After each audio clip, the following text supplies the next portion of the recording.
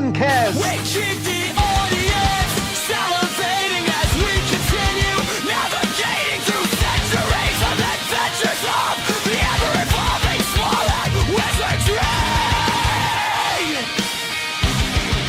Smollett wizardry.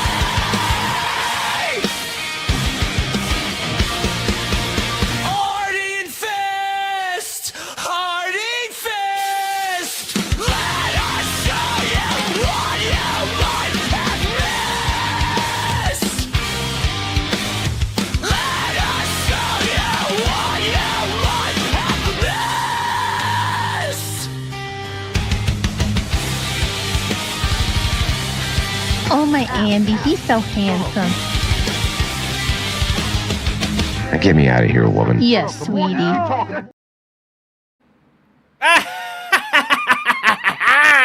And fellas, no fellarinis, only fellas. It looks like we are in fact live.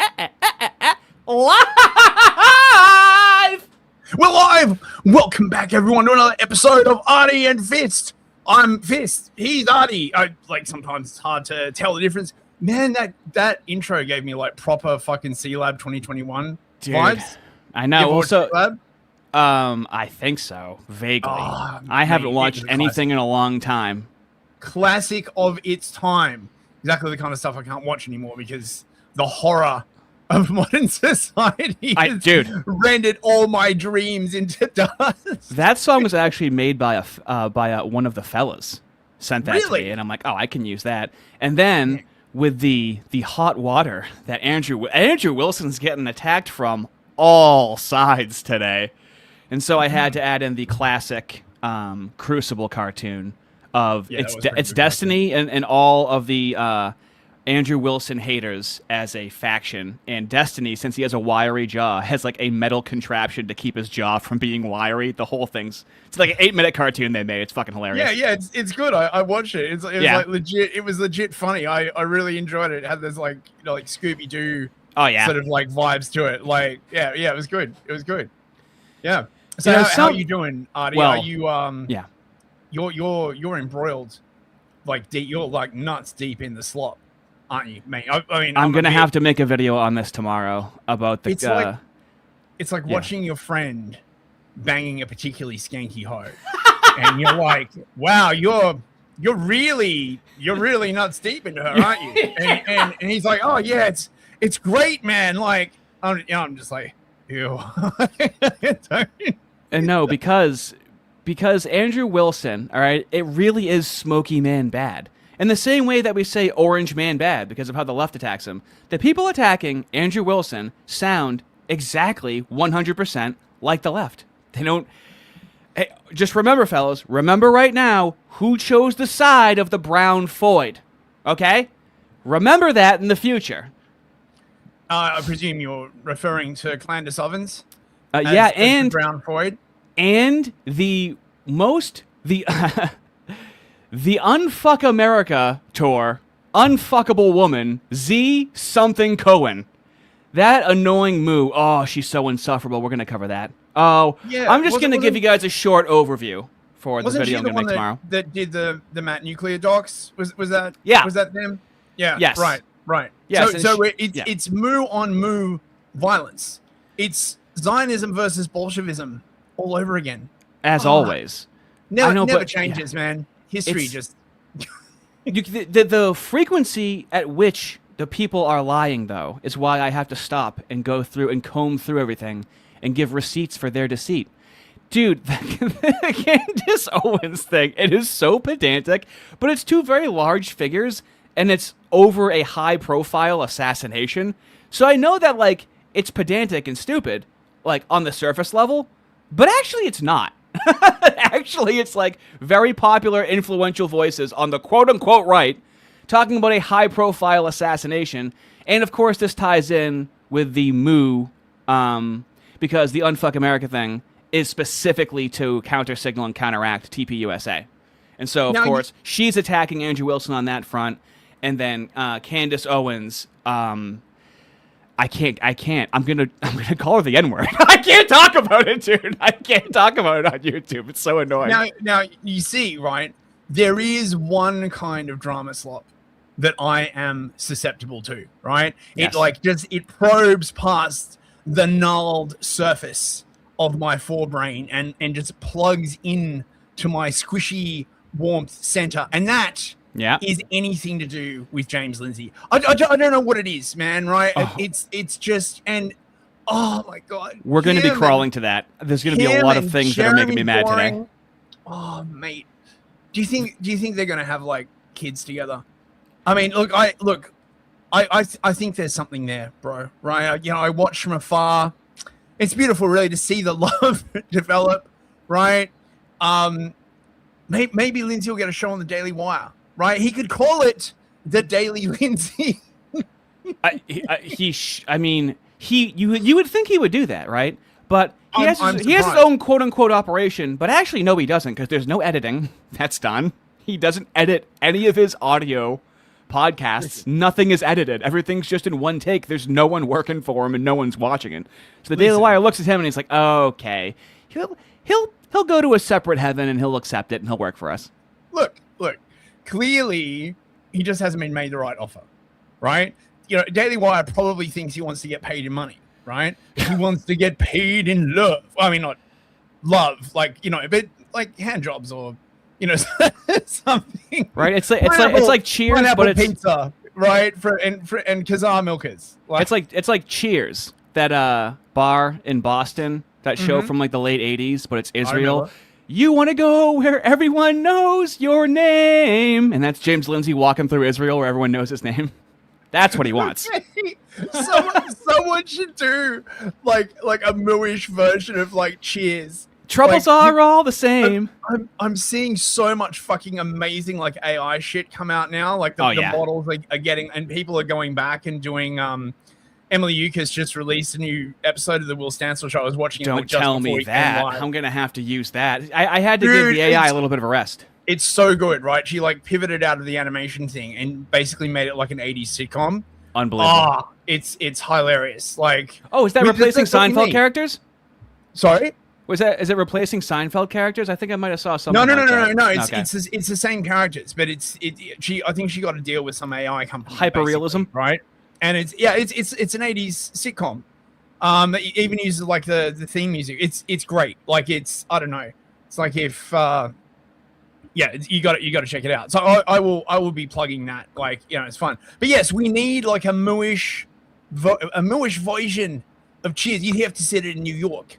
Yeah, obviously, Boston is not really the right place for it. But you know, a nice Mooish bar where there's no pork cracklings. Every kipper knows your name. You want to go where everybody knows your name. I can see it now. There's a lot of potential there. There's a lot of potential there. Yep. You know who had a lot of potential? Corey Mahler. Do you know why he had a lot of potential? Because he had an opportunity to stand toe-to-toe with Jay Dyer, and he kind of dropped the ball on it. Did you know that?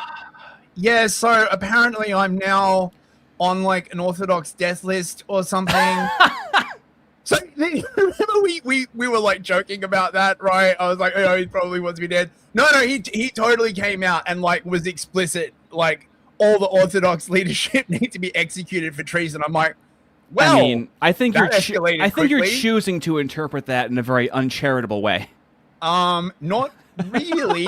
I mean, I do have the tweet. Hang on, let's share. Yeah, you just got to add it up there. Right? I mean, to present yourself. Look, this is pretty unambiguous, right? Okay, let me look at this. Eastern Orthodoxy is a heretical cult.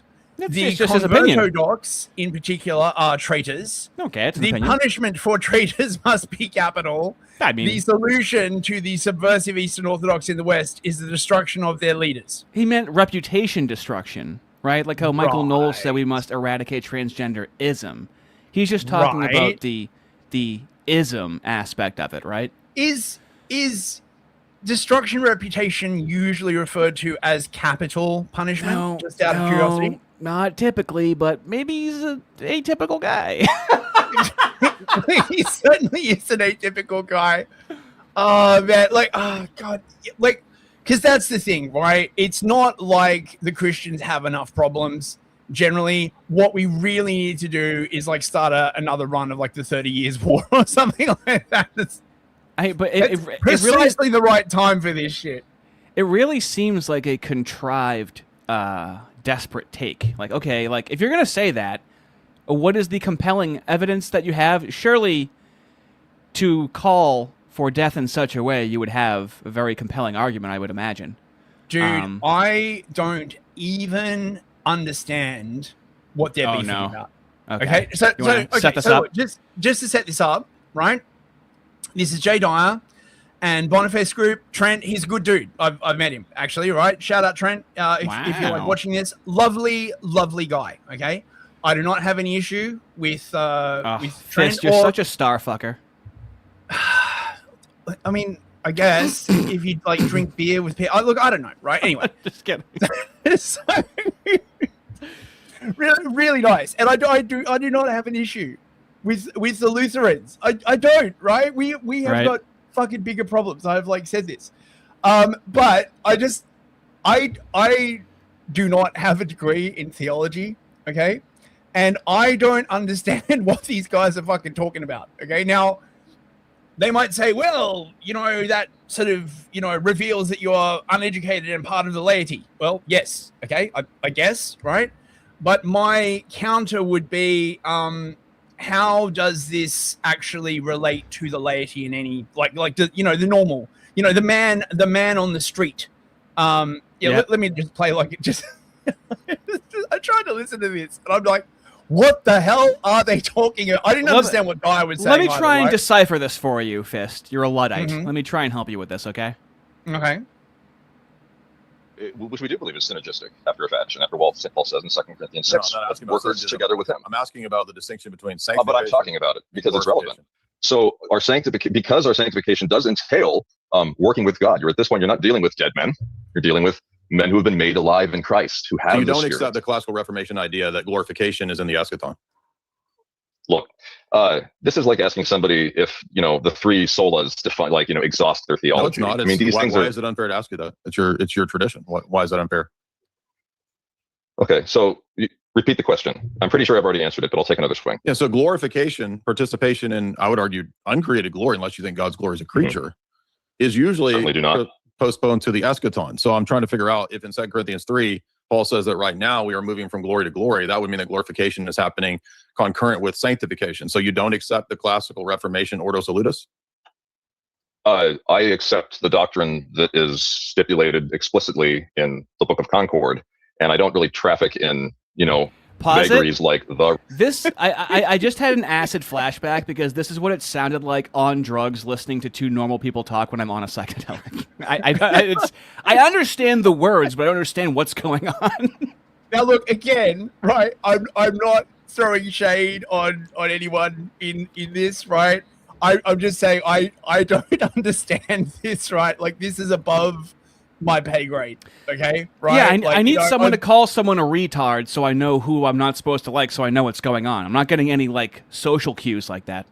I look, I don't know, man. But I mean, look, maybe if I was having some really involved conversation about politics with someone, and someone was looking on, and they'd also think that it just sound like wah, wah, wah, wah, wah, wah, wah, wah, wah, wah. I don't, All I know is that Jay Dyer is responsible for probably over 1,000 Orthodox conversions over the last decade. That's all I do know. Many of them in my own community. That's all I do know. Yeah, and so it takes all kinds, and so it takes someone to do. You don't see Andrew Wilson doing these kinds of debates, right? And so there really does seem to be Jim Bob will do the anti-evolution debates, and then Andrew Wilson more so specifically does the anti-feminism debates and stuff like that. Jay Dyer does as well, but then Jay Dyer does the theology debates. There seems to be an ortho coming out for each type of debate necessary in the past few years. Yeah, and again, I'm not saying theology is not necessary. Oh, right. Although I do sort of,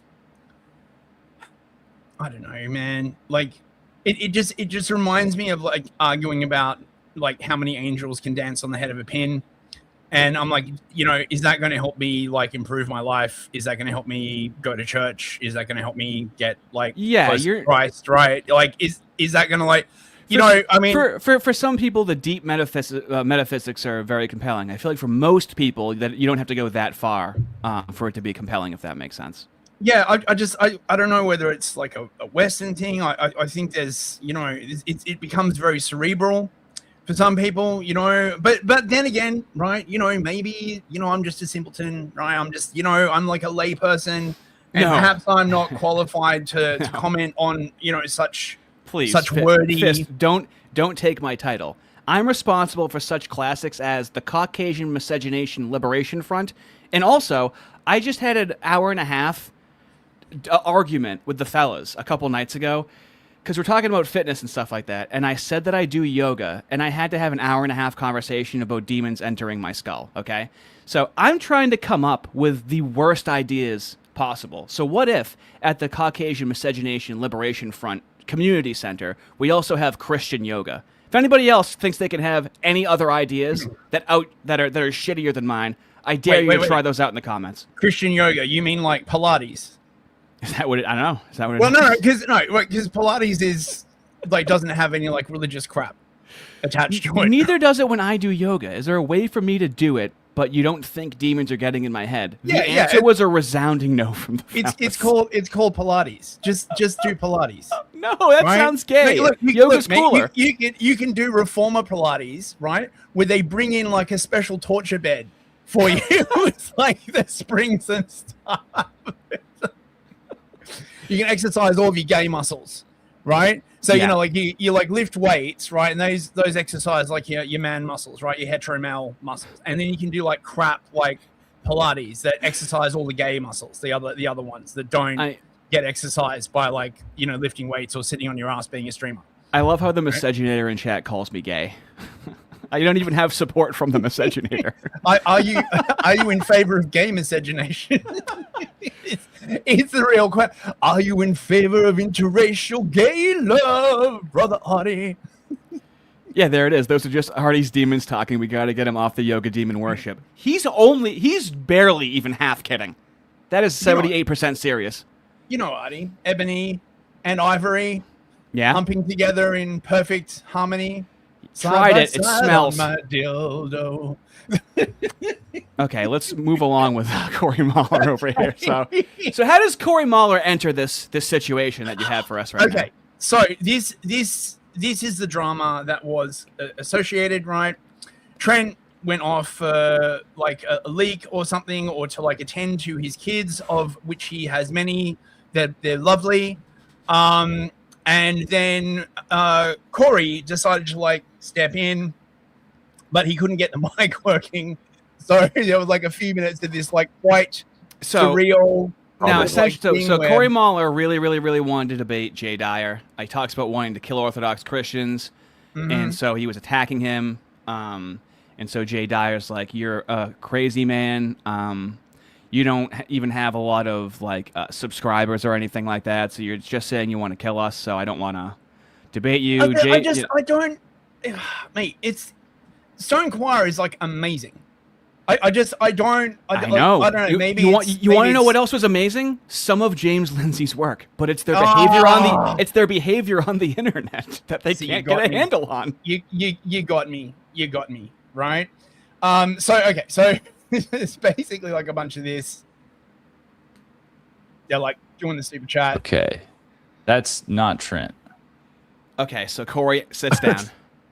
This is the first time that's ever happened. Which is dishonest. And so it looks like the microphone also isn't working. This one isn't to anyone specifically, so it's his big chance. He wants to answer it too, but and he can't get the microphone to I'll work. just go ahead and read it. Francis Dasa sent 20. He's I don't know. Like I mean, he's clearly like full of beans, right? He's like ready to confront Dyer, the heretic. Microphone work. I would take this a lot more seriously, right? If he wasn't trying to like start kinetic action between the Lutherans and the Orthos, right? I'm sorry. Listen, look, I know we have differences, okay? But like, is this really is this really the political position that you want to take? Like, and here's the thing: he's not just like saying it one time; he's now like relentlessly and profusely saying it. Yes, I mean this could be equivalent to the left being like all white people, need to be removed. We don't have enough problems. Like, is this really the and the thing is, right? I'm not even sure I would understand his rationale for it, right? Like, because I'm not a theologian, I don't know. Anyway, eventually, he gets his shit together and starts talking. Hope he's okay.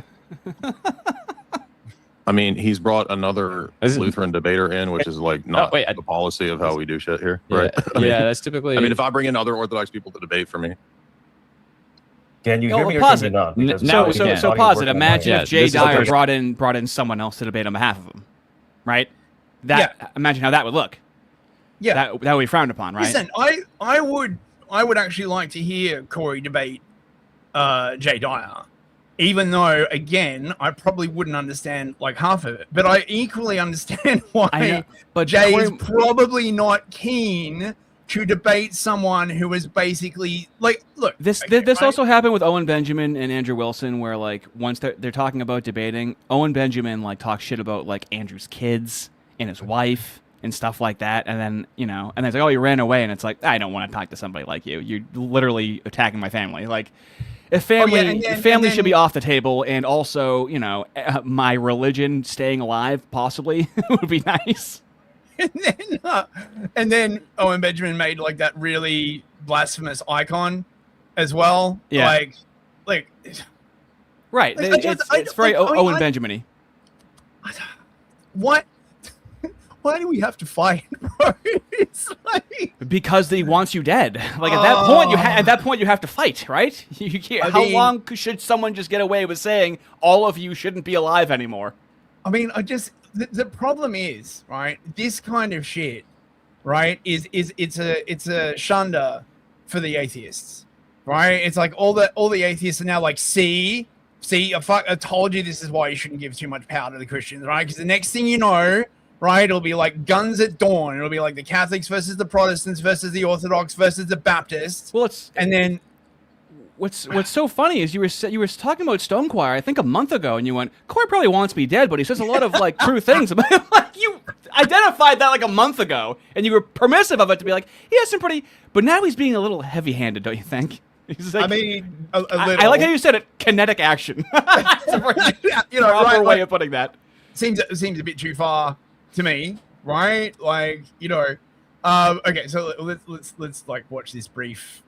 It is a bit from Corey. We've been able to hear you. We were having a fight between a pair of AirPods and a pair of JBL, so tech is what it is. Okay. What I said before I realized I was muted is, may I purchase, as it were, 2 minutes from the chair just to make an important point here? If that is fine with I don't think that's how it works, unfortunately. No, I'm not here to debate you. Well, that's fine with the other debater. I'm not interested in interacting. Yeah. We would need Trent back because these super chats are directed at him. Imagine thinking he's going to start talking and it's only going to be 2 minutes. Right? Oh my God, that's such a good point. He listened to his podcast, which is great, by the way, right? Like, yeah, I can't say that. No, this is the same thing I just covered in the Not So Erudite video, where she talked to Rachel Wilson, where she goes, I just need 10 seconds, and the fucking audience starts groaning, and she goes, oh, you don't like it when a woman's speaking? It's like, no, you're not going to take 10 seconds, you fucking psycho. You're lying again. Everyone stop lying! A brief break. He actually undersold himself. He has 9 children. Okay. Because we do count pregnancies as children in Christianity. We don't consider already them monologuing. And so he actually has 9, and so he is dealing with his wife because she is dealing with children. So he just wasted 20 seconds of his 2 minutes. Like all of that was fucking complete fluff. Doesn't matter. Has nothing. You really need to get to the point if you're asking for 2 minutes. All right. Subbed in for him. Understood. I am a Lutheran as well. But yeah, Lutheran. I wouldn't be able to allow that. I'm not interacting with this. Sorry, brother. He acts like a fed, so I'm not doing it. I appreciate I think that counts. This is the guy who calls for. He calls for. That counts as slander. I've got it back if you'd like. Hold on, pause it. Dude, that's kind of mooey. He fucking noses his way in there, and he goes, "That's technically slander." Like, Corey, really? You're gonna all of a sudden say that's you haven't said anything slanderous, Corey, Right, really? but it is. It's totally Fed posty, man. Right? Like, look, I know. Generally, the rule is right. The only people you're not allowed to Fed post about are like the government or minorities, right? Like, generally speaking, it's fine if you say you want to like do bad crap to like Christians, right? Because you know. But someone asked in chat why Corey's at the other guy's house. Apparently, they live pretty close to each other, relatively close. Yeah. They all live in Idaho. So yes, Mr. Trent, if you could rejoin us. Apologies. Apologies. It doesn't work that way, man. I gotta get his headphones working. Yeah. he's gonna need his butt buddy to leave because I'm only debating one dude today. All right. I do have chats for Trent whenever you're ready, Vader Trent. is acting in an anti-Christian manner, and so now I would like to have 2 minutes to respond. You're the one that calls for our He's acting man, like not this. interacting. I gotta ask you to Pause it, dude. hold. That is so unbelievably mooey. You want to know what's unchristian is to deceive someone into thinking they're going to be debating someone else, and then you appear on screen, and then you say you're just going to take 2 minutes. That's actually pretty deceptive and unchristian. I mean, look, I don't think it's very Christian to call for the death of like the Orthodox leaders, right? Look, I know we got our differences, bros, right? But it's not for debate. We have more in common than we have different, right?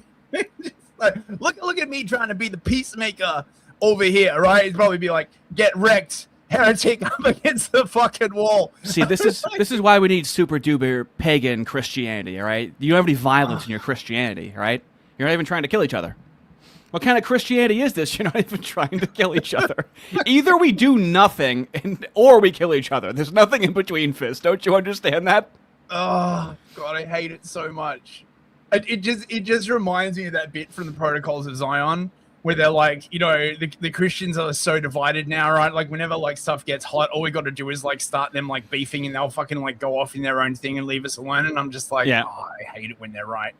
Hold it, man. I got to finish this up with Trent per the agreement I have personally. I don't want to have to end this debate before I get to read these chats for Trent specifically. These people did pay to interact with him, not you. That's fine. Well, actually, you may be surprised if you check your chats with whom they wanted to interact. But that aside, I will get Trent back with his audio working as long as the record reflects that Jay Dyer has now run away from the debate he offered 3 times. This is just already an agreed upon time slot, man. Nobody cares about you and your Fed speak. You call for the death of Orthodox people like 6 times in a row. Get out of here, you fat Fed.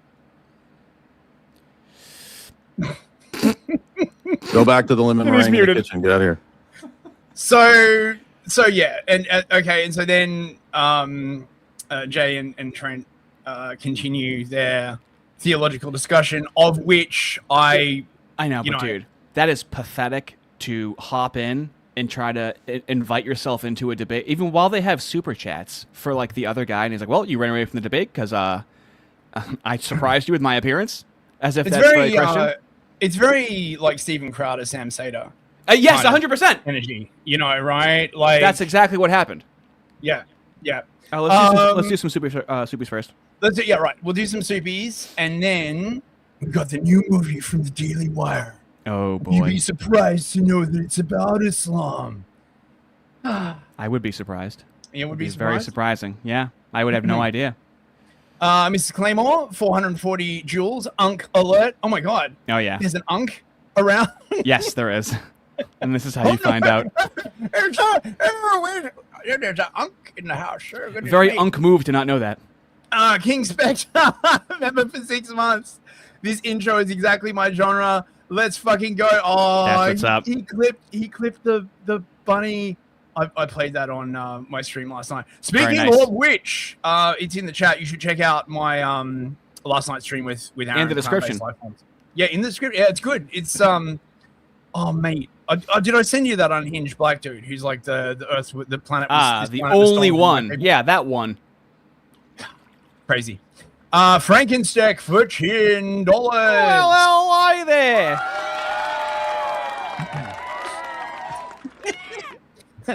Thanks for the gems. Ice cream so good. Ice cream so good. Ice cream so good. Ice cream so good. Thank you, chat. Ice cream so good. What are we turning into? I'm turning up on the side, right? In case like this career path like dies, I'm gonna reinvent myself as like a TikTok hoe. I'm working on it, mate. Thanks, Frankenstack. Tacit Tempo for $5. There is zero distinction between Candace fans and your average leftist. Feel bad for Andrew. Don't see what he aims to get from the debate. If it happens, well, I'll be watching it. Never feel bad for Andrew. He thrives. He thrives in this kind of stuff, and he feeds many of us around him when this shit happens, because the amount of lies that are levied against him need to be encountered, and then he leaves that to other people, like probably Coolvic's gonna be all. I'm probably just gonna just literally plagiarize Coolvic. I'm probably just gonna copy Coolvic, who's gonna cover it, and I'm like, yeah, that's a good idea. This guy. Dude, he will already have something watched. I think I'm quick. That guy's fucking lightning, dude. Well, yeah, don't feel bad for him. He thrives on it. El Corgi, 1,000 joules, loot box. It's weird. Thank you. Yeah, Thank you for the do loot something box. with that. I dare you. Get a gacha pull. Total blackout painting for $50. And Holy just crap. like that, Now the fellas. Chad does what the Chad wants, and no one is stopping him because Chad does what Chad wants. Fuck, mate. TBP walking in the room. He's dragging that hog behind him. Fucking, mate. All the girls are just like, oh my God. Thank you very much, TBP. Getting in early to claim the Chad spot. Oh, nice. Can't wait to get back to my home planet of Nern and get away from Anunnaki like Candace Owens. It's Friday, my dudes. Rejoice. The weekend's just getting started for your boy. It looks like I'm going to have a lot to sink my teeth into. Mate, It's poison. I was actually fucking sore this morning. I was like fucking laughing so hard on last night's stream. Oh my God. You got to see that thing with the crazy black guy. I mean, I know. So out of character. But. How else do you describe him? Thank you, TBP. New gem for $20. Oh, thank you, mate. And you know he's rocking everywhere. Everywhere. Christian fellas, here is a hack. If you're listening to some prospective Christian thought leader, if they're angry, that's understandable. If their anger seems not to be balanced by the fruits of the spirit, there is something missing. I like it. I like it. Thank you Very very much so. Eugene. Deep calm for $10. Thank you, mate. bruv. Deeply calm during these trying times. I've come to the conclusion that online theology debate is guys who are insecure in their salvation, trying to convince themselves that they are saved. Love my Christian brothers, but I've got fatigue. Yeah, I mean... Well, what happens in debates nowadays is the audience does not understand the debate for the most part, and they are just it's sports. It's sports for people that don't watch sports is what debates has turned into, and you root for your team essentially. Because you'll talk to some defenders of some of these debaters, they're not very good at debating. I don't know, mate. It all goes over my head. Like well, that's why I focus on rhetoric. The hypostases and and I'm just like, man, I don't like, it's not for me. It's not for me. Thank you very much, Deep Calm. I agree, mate. Yeah. J6 version 2.0 for $10. I like that, bruv. Sounds like they're talking about if works is required to be saved, but icon veneration, subject of the debate, can seem like idolatry to Protestants. Yes, it also seems like idolatry to the moose. The first Noahide law, of course, being against idolatry, which includes like not only worship of Jesus, but icons and all that kind of other stuff. Listen, I get it, right? But no one in Orthodox Church is like sacrificing children and like kneeling to a golden calf, right? Like, so like, I'm just saying. But yes, thank you, J6. I think you're probably right. New jam for $5. Ardy is misrepresenting the fellas in the yoga discussion. Fist, get the spray bottle. I am not misrepresenting them at all. That is not true. It was an hour and a half discussion about how meditation, when I'm doing yoga, and they were talking about the Hindu stuff and like what the poses mean, and I was like, I swore I was stretching and breathing at the same time to alleviate tension in my hamstrings and lower back. I swear I was doing that. And I was trying to prove to them that I don't have demons in me. It was such a convoluted conversation, but I love those conversations, so it was really fun. You're doing the Rama, are you? Frankenstack for $10. Oh, thank you, bruv. Beware all ye who gaze into the beryllium, for he also gazes into you, and then you do yoga. I watched so much Beryllium, I started doing yoga. That is very I would take that. I would take that over. Well, it's funny because they assumed I knew anything about the religious aspect, and I'm like, guys, I'm surrounded by Christians, and that stuff bounces off my skull. You think me watching a silly, keep going. I'll pull up the yoga thing that I do, so you can truly laugh at me, which is what I really enjoy. Keep going. you should start a channel, mate. Ardy's yoga fun time, right? It's just like you on TikTok. Right, doing yoga poses, mate. I have to make it as on a Christian miscegenation yoga. I have to make it I have to make it the worst idea possible. Dissident Knight for $5 Australian. Thank you, Dissident Knight. How you doing, mate? Oh boy, Jack Murphy is looking rough. Fuck. Gungan Supremacist for $6.99 Canadian loonies. Good day, my brothers. Good day, my brothers. Now restart the stream, inshallah, or taste my shoe. We don't want to do that. Dilly Longballs for $5. Thanks for the gems. Ride him like a cowboy. Ride him like a cowgirl. Ride him like a cowgirl. Thanks for the gems. Ride him like a cowgirl. See, look, mate. I swear, this can totally work. That fucking sucked so badly. Oh, thank you very much. Kill all buddies for $5. Damn, Fist cheated on Ardy while they were together. Left, came back for a bit, and is now planning a career as an e-thought. Been a wild few months. Dude, it's gonna get crazier, fellas. The channel's about to get a pretty big pump. All right, it's about to grow faster than I want it to grow. So get ready and buckle up. Yeah. And Molokai gifted 5 memberships. Whoa. Look at him go. Speaking of which, fellas, let me just borrow this for a second. Now, you have access to the Lore playlist, which if you click on playlist in the description, if you want to take down the Froggy Boy for a second, you have access to the Hard R Lore videos, me, from 7, 8, sometimes 9 years ago. Sometimes it's me debating with blacks from 2019. So that's over 5 hours right there for just that alone. So also, if you want to do some miscegenation Christian yoga, see, these are some of the poses that I do, okay? See? Nothing demonic about it. What, you think there's something demonic about this right here? Huh? What? Really? That You're bothering particularly you? fond of the one that looks like you're trying to suck your own dick, aren't you? Well, why else would I be doing yoga? Okay. What's God's policy on autofellatio? I'm just curious. That's a random question. I'm not asking for any particular purpose. What? Now look at. Now I'm here, okay, at this pose. I want to get to here. Okay, let's continue. It worked out perfectly. Dude. Right. Anyway, seriously, back to something serious. The Daily Wire. Back to something serious.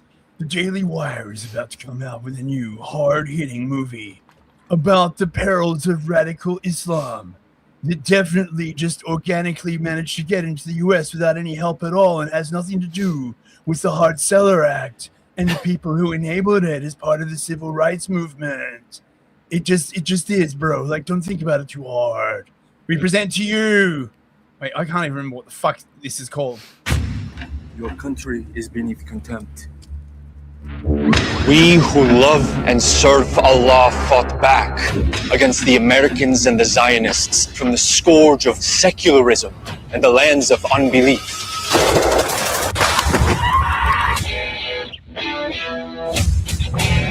Anyone gonna listen to Captain Saunders tomorrow? The retired Delta Force soldier with a new book out. He's the polar opposite of those brain-dead protesters. Oh, the cringe! Oh! Is that a knockoff version of the Toadies Possum Kingdom in the background? They have a knockoff. It's like one song that's combining 3 different songs. He's based. He's black. He doesn't like Islam. He is Goy Soldier. Current climate should place Saunders even be allowed on campus. Mr. Saunders is a close personal friend of Chancellor Friedman. This is a decision I cannot fight. There are 3 ways Islam will conquer the West. Through immigration, through the wombs of our women, and by using our nation's freedoms against us. You don't say. I'll be writing those down. A foreign threat, you say. Does this apply to any foreign threat or just the Muslims? Okay, good to know. Good to know. Are you paying attention?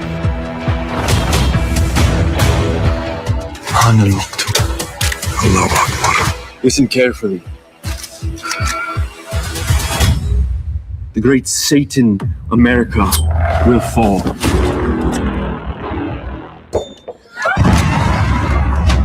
You are infidels. The bodies of women are not pure and the men's souls are unclean. What makes them so dangerous? Their goals are not in this life, but the next. Wait. Isn't that also like a lot of Christians? No. Their goal is not in this life, but in the next. Oh, God. I got friends here. I can't just leave. Listen to me. In the law, we cannot run or hide from what is coming. We have to fight.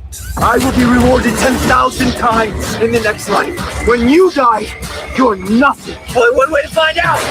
Oh, wait a minute. You're not telling me the Moos have a different interpretation of what happens when we all die. Really? That's just okay. We're focusing on the Muslims. Don't. Oh my God! Right? Did you not get the call? Did you not get the memo? Right? There's one religion we need to focus on, right? And that is Islam. I mean, I'm not a big fan of Islam either. I mean, we're giving you a separate heaven. It's the best we can do. Yeah, we don't want you coming in here and dirtying up the place. Have you seen Wish Heaven? Oh, it's delightful. You have to try the brunch. Best gefilte fish I've ever had. Gefilte fish and chips? That's the American way.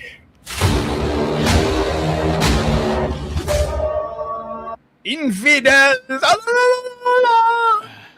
Jihad, Muhammad jihad. You know, it would be nice if they had, a Christian fighting them instead of, a secular black man?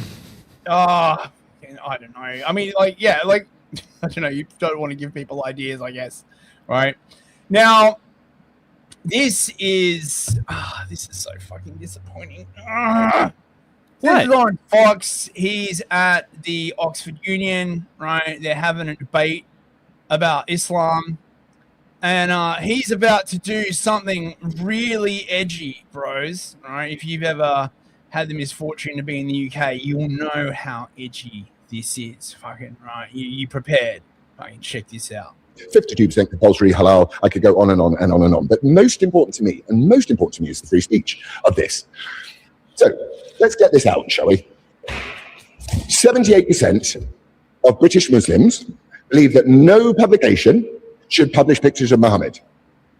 An overwhelming majority. That rises to 87%. That's 9 out of every 10 Muslims that are walking the streets today. In a country. Do you think there's maybe something wrong where people are less scared of him pulling his dick out than a picture of Muhammad? I think there's something wrong in the West. I hope he's just going to pull his dick out and not show Muhammad. What if, right, he had like a Muhammad puppet on his schlong? He whips that out. I mean, if you're gonna like offend them, right? You may as well go the whole hog. I mean, you might as well go balls out. Yeah. Right. I mean, what are you gonna do? Behead me twice? Blasphemy laws. Suspicion is not strong enough a word. The West should resist Islam in the strongest terms on free speech grounds alone. So here we are with this cartoon, right? And it's time to show that I will not submit. I will not adhere to the religious laws of far-off places. Now, my wife asked me not to show this for fear of repercussions in my family, but I told her that if I did not, then I had already submitted to Islam. So here we are. Is it not enough that half the team that invited you to this debate were Muslim women who wanted to hear out your expression and your arguments. Is it not enough that I, as a Muslim president, have invited you to this chamber to give your arguments? Why does the Oxford Union have a Muslim fucking president? Also made by Jim Bob, more like raid by Jim Bob. We just got raided by Jim Bob. Thank you, Jimmy McBobbert. Very much appreciated. Welcome, Jim Bob viewers. Have a nice time. Is that not enough justification and evidence for you to believe that we do believe in free speech? I would not become the president of free. Did you not believe in Oh yes, we are Muslim. We believe in free speech. The fuck you do? Come on. Thank you, Rob. Oh, may I? Thank you very much. May I finish? Excuse me. Point of order having been raised. Now, I just want to make it clear. The reason why all these people are up in a kerfuffle is that people have been killed in Europe for showing pictures of Muhammad, right? Starting with the Charlie Hebdo massacre, right? Like, this is now really serious shit. Awesome. I love the modern world like so much. Yeah. Maybe also, turn your volume another... down on the media by like halfway. It looks like you're it's finally pumping the audio on your side for your media. For the media? Yeah, for the media. Yeah. Okay.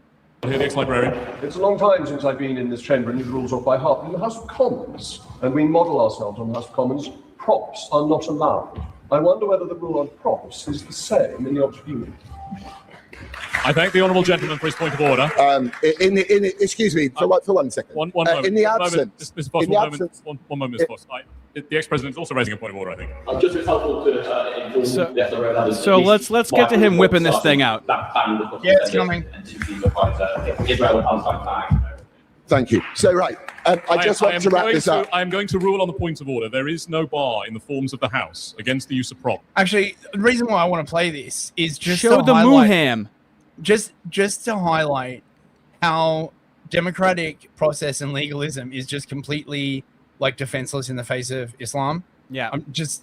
However, I would encourage Mr. Fox to make the point to move on. I was until point of order. So it is in that spirit that I will not submit that I show you this as an Englishman who believes in free speech. You pussy hole! You bomber clot! Okay, right. He's making a point, Fist. Okay, he's a massive pussy. Okay, he's trying to make a point over here, and he's making it pretty well. Oh, it's just like, oh my god, like at least do it. I don't know. No. Fucking.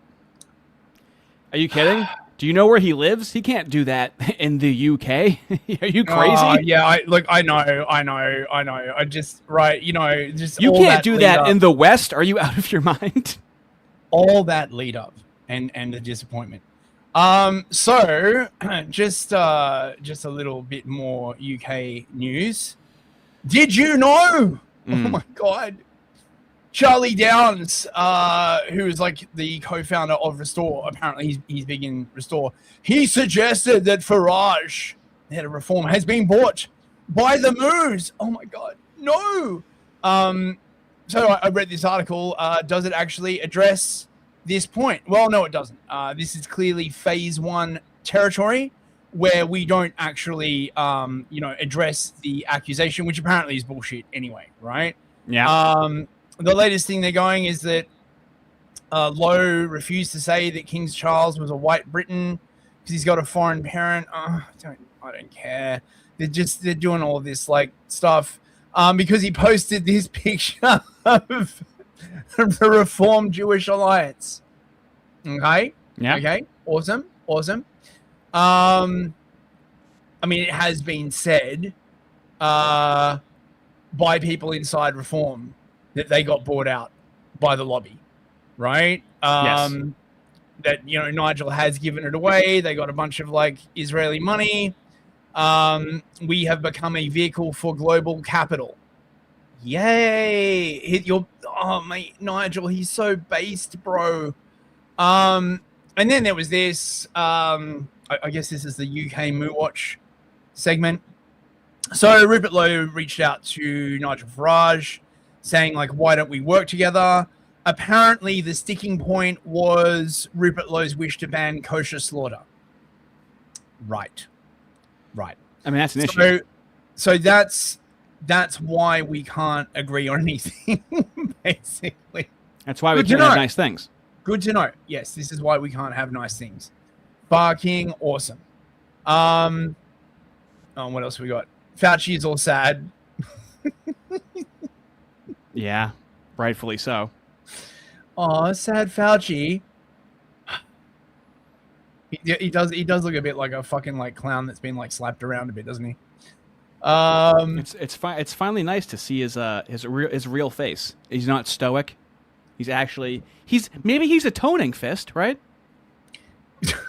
He's probably sad that people don't trust the science anymore. Something, of course, that he had nothing to do with. Oh, fucking damage from this fucking fool. Incalculable.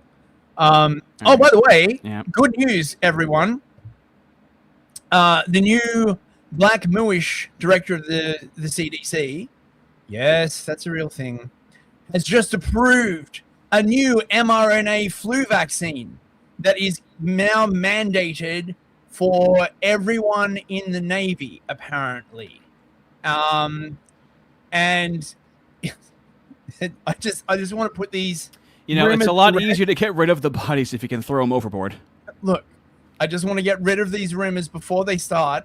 This definitely does not indicate that the US is considering like launching some kind of biological weapon on Iran in order to like shift the situation, right? We have to wage a war on the flu. Perfectly normal thing to roll out a new mRNA vaccine all of a sudden and then mandate that the Navy gets it. Perfectly normal, okay? Right. I think that's the end of my stack. Should we do Terrific. Siffies and then let's blast through. Okay. Then it's you and the I gotta hit the ground running. I know you got a lot of slot for us. Dissident Knight for $5 Australian. Thank you very much, mate. Thank you. New from John Claude Van Damme. Universal Goy. Right. Right, let's get a Van Damme cameo. Damn. Awesome. Mullica for 50 sex. Isn't that the ninja that beat the shit out of his girlfriend? I do not know. One of them, probably. Yeah, it's a numbers game at that point. Yeah, that's a good point. J6 version 2. For $2 in the end, he did submit. Yeah, exactly. King Spect. Yeah. $5. Thank you, Ardent Party. Yeah. You're absolute champ. That's a picture of me, what I look like doing yoga. It is a down dog. Typically, your head would be down and your chest is out, so the position is not even done being properly. But for people that want to know, it's a stripper pole in the background with people throwing money at me. It's a downward Ardy. Downward facing Zog. Downward Zog. Oh, dude. And King Spectre for $5. I was the science. Was.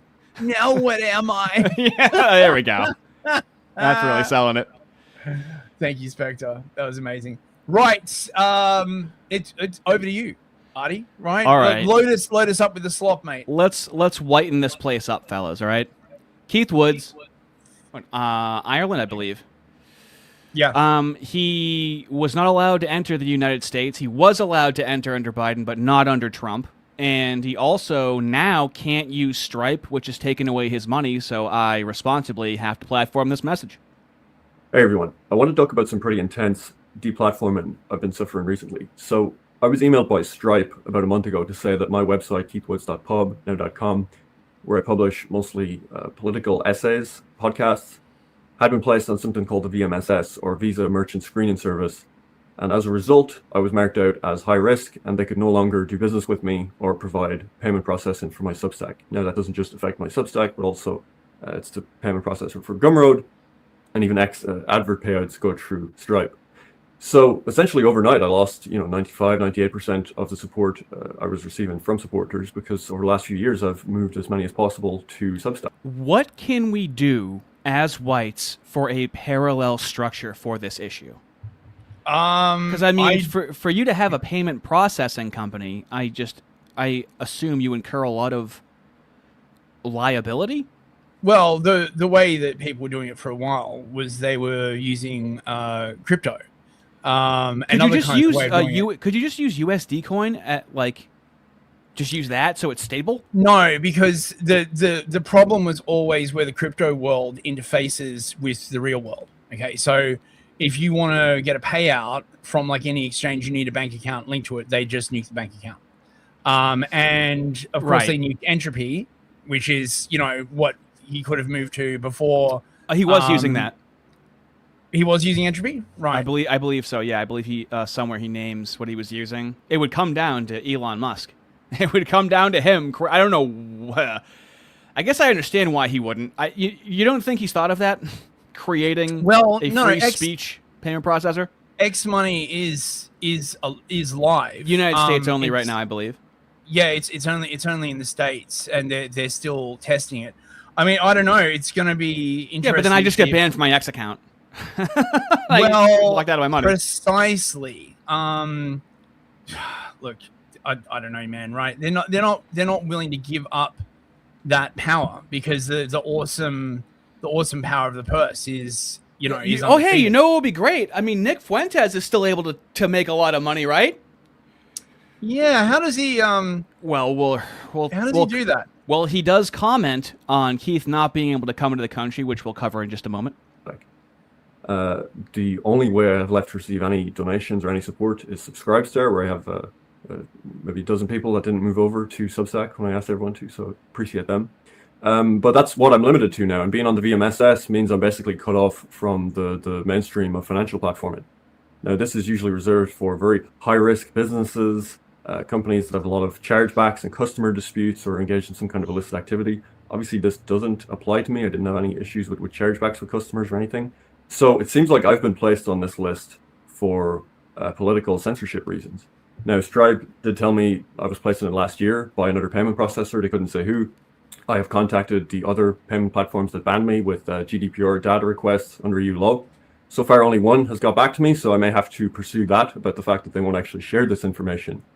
But needless to say, this is a very intense form of deplatforming. I mean, you can look through Substack and look at some very controversial names on there with pasts, and they haven't had this issue as far as I can tell. But it fits a broader pattern of pretty intense censorship I've been experiencing, especially in the last couple of years. So it's not actually new for me being banned off payment platforms. I was banned on PayPal, Patreon, I mean, so they've essentially taken away all of his income. Once you're banned from Stripe is the backbone of essentially everything. I mean, including Act Blue, as we'll see in just a moment. Capable, intelligent audience than the kind of slop that's out there now. Like, you can be very provocative about this stuff now and get gambling deals and be monetized on YouTube and be big on X and so on. But it seems to me, at least, that the people they still go out of their way to target behind the scenes are the people that are successful in giving people a real alternative politics and encouraging a political way forward that is actually damaging to the system. And I think nationalists like myself are more targeted than ever, but maybe people don't notice all of it because they're going through the financial deplatforming now, and they're going through using government to enforce censorship, and they're going through making it just difficult to do all sorts of things for people like us. And in some ways, it's almost more insidious and nefarious than the old form of deplatforming. I mean, while everyone is in this false sense of security, so because it's so hidden and shadowy all the time, Fist says, "Just be honest with me. Whatever you're doing to me, just be honest with me." That really, the part is what really bothers you the most. Is like, not that you were stabbed. You go, "Who was that? Who stabbed me? I know I'm going to get stabbed, but can somebody raise a hand, raise a knife, and tell me who stabbed me?" The dishonesty is really what hurts the most, you know? Yeah, it's true, right? And probably not being able to, like, buy food and shit, That also hurts pretty badly. Yeah. That is all to say, if you want to stand up to these people, if you want to fight back against that, the only way to do it is that we support people when they do suffer this kind of deplatforming. So I'm asking everyone to go to keithwoods.com and join the members club. There's one remaining platform where I can receive donations from supporters, monthly support, and that Subscribestar. They've been now he just was hanging out with Nick Fuentes a few months ago. Okay. Mm-hmm. They're just hanging out, driving around Rome, and now Nick Fuentes saw that he wasn't allowed to enter the country. And let's see what this sounds like. And this is how these Western countries are now reconstituting themselves. You can criticize America. You can criticize white people. You can criticize Trump. You can say all these awful things, period, and be let in. There are illegals that are tolerated living here because they work certain jobs. There are all kinds of people that come into and out of the country every day, all kinds of people that are living here that should not be living here. But because we have Jewish fascism under Trump, the only people that are absolutely not allowed, those that have gone against the will of Israel. We've reconstituted our countries. There's a lot of people that are allowed in that go against the will of Israel. I mean, I don't know if I would say it that way, but okay. The basis of residency and citizenship in Germany, in France, in the UK, in the United States, increasingly is, are you loyal to Israel? And this is terrifying. When you realize that Israel's an AI superpower, when you realize that the AI companies in America are deeply infiltrated by Israel, and you realize the extent to which the West is infiltrated by Israel, you realize that we're creating this panopticon surveillance state run by these people. And that's always going to be in the community guidelines going forward. They're going to use mass surveillance. They're going to use AI, which will be able to harness and make useful all of these giant amounts of data. Now, this is true. Now, speaking of AI, I used to think marginalized meant having a marginal social or political status relegated to an unimportant or powerless position within a society or group. So I thought to myself, well, that's got to apply to white people across the West in some capacity. Now, I like asking Grok things because that's a general barometer of what society is influenced to think, right? We used to have just major networks on TV to tell us what to think. Then the internet came out, and then we had social media influencing each other. And then as Fist has been diligently covering for the past couple of months, how the moves are going to be influencing AI. I like to use Grok because this is supposed to be like the right-wing AI, the free speech AI, right? Yeah, I mean, it's not Gab's AI, but yeah. Well, I mean, in terms of a very large, popular it's AI that most people, that a lot of people are using, that has, like, you know, a billion user base, so to speak. Yeah, it's certainly less fussy than Claude or ChatGPT. Sure, are white people considered marginalized throughout the West, Grok? No. Nope. They're not considered marginalized throughout the West. And I go, okay, interesting. How does that apply to the definition of being politically marginalized? Doesn't marginalization refer to having demographic concerns being widely ignored? Nope. Nope. Okay, because we hear that the gays are marginalized, the blacks are marginalized, right? So I'm thinking to myself, like, how is it going to dig itself out of this one? I was like, where does the element of representation as a qualifier for being marginalized come from? That comes from modern democratic theory, civil rights practice, and my favorite, empirical political science. I would love to hear Jim Bob's opinion on empirical political science. It's an empirical science, politics, you know? Yeah, well, I mean, look. On historically included minorities, so you can never be marginalized no matter what's happening to you under this definition. Political science is regarded as, like, one of the harder of the soft sciences, if that makes any sense, right?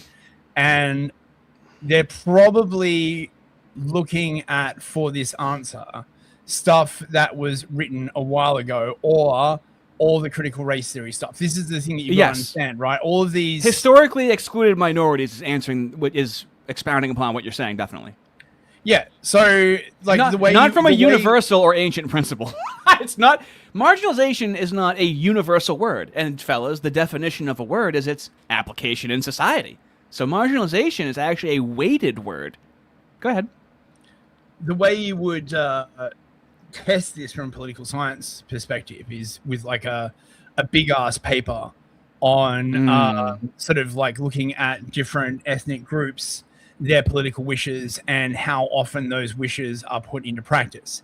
As far as I'm aware, no one in the political science sphere is doing that when it comes to whites. So it's one of those things where if you don't ask the question, you never get the academic paper. I mean, if someone did get an academic paper like that published, they'd never get it through peer review anyway. Right. And what are some examples of what would have to happen for white people to be considered marginalized? For white people to meet the standard definition of marginalization, conditions would need to be inverted. It's got to be the opposite.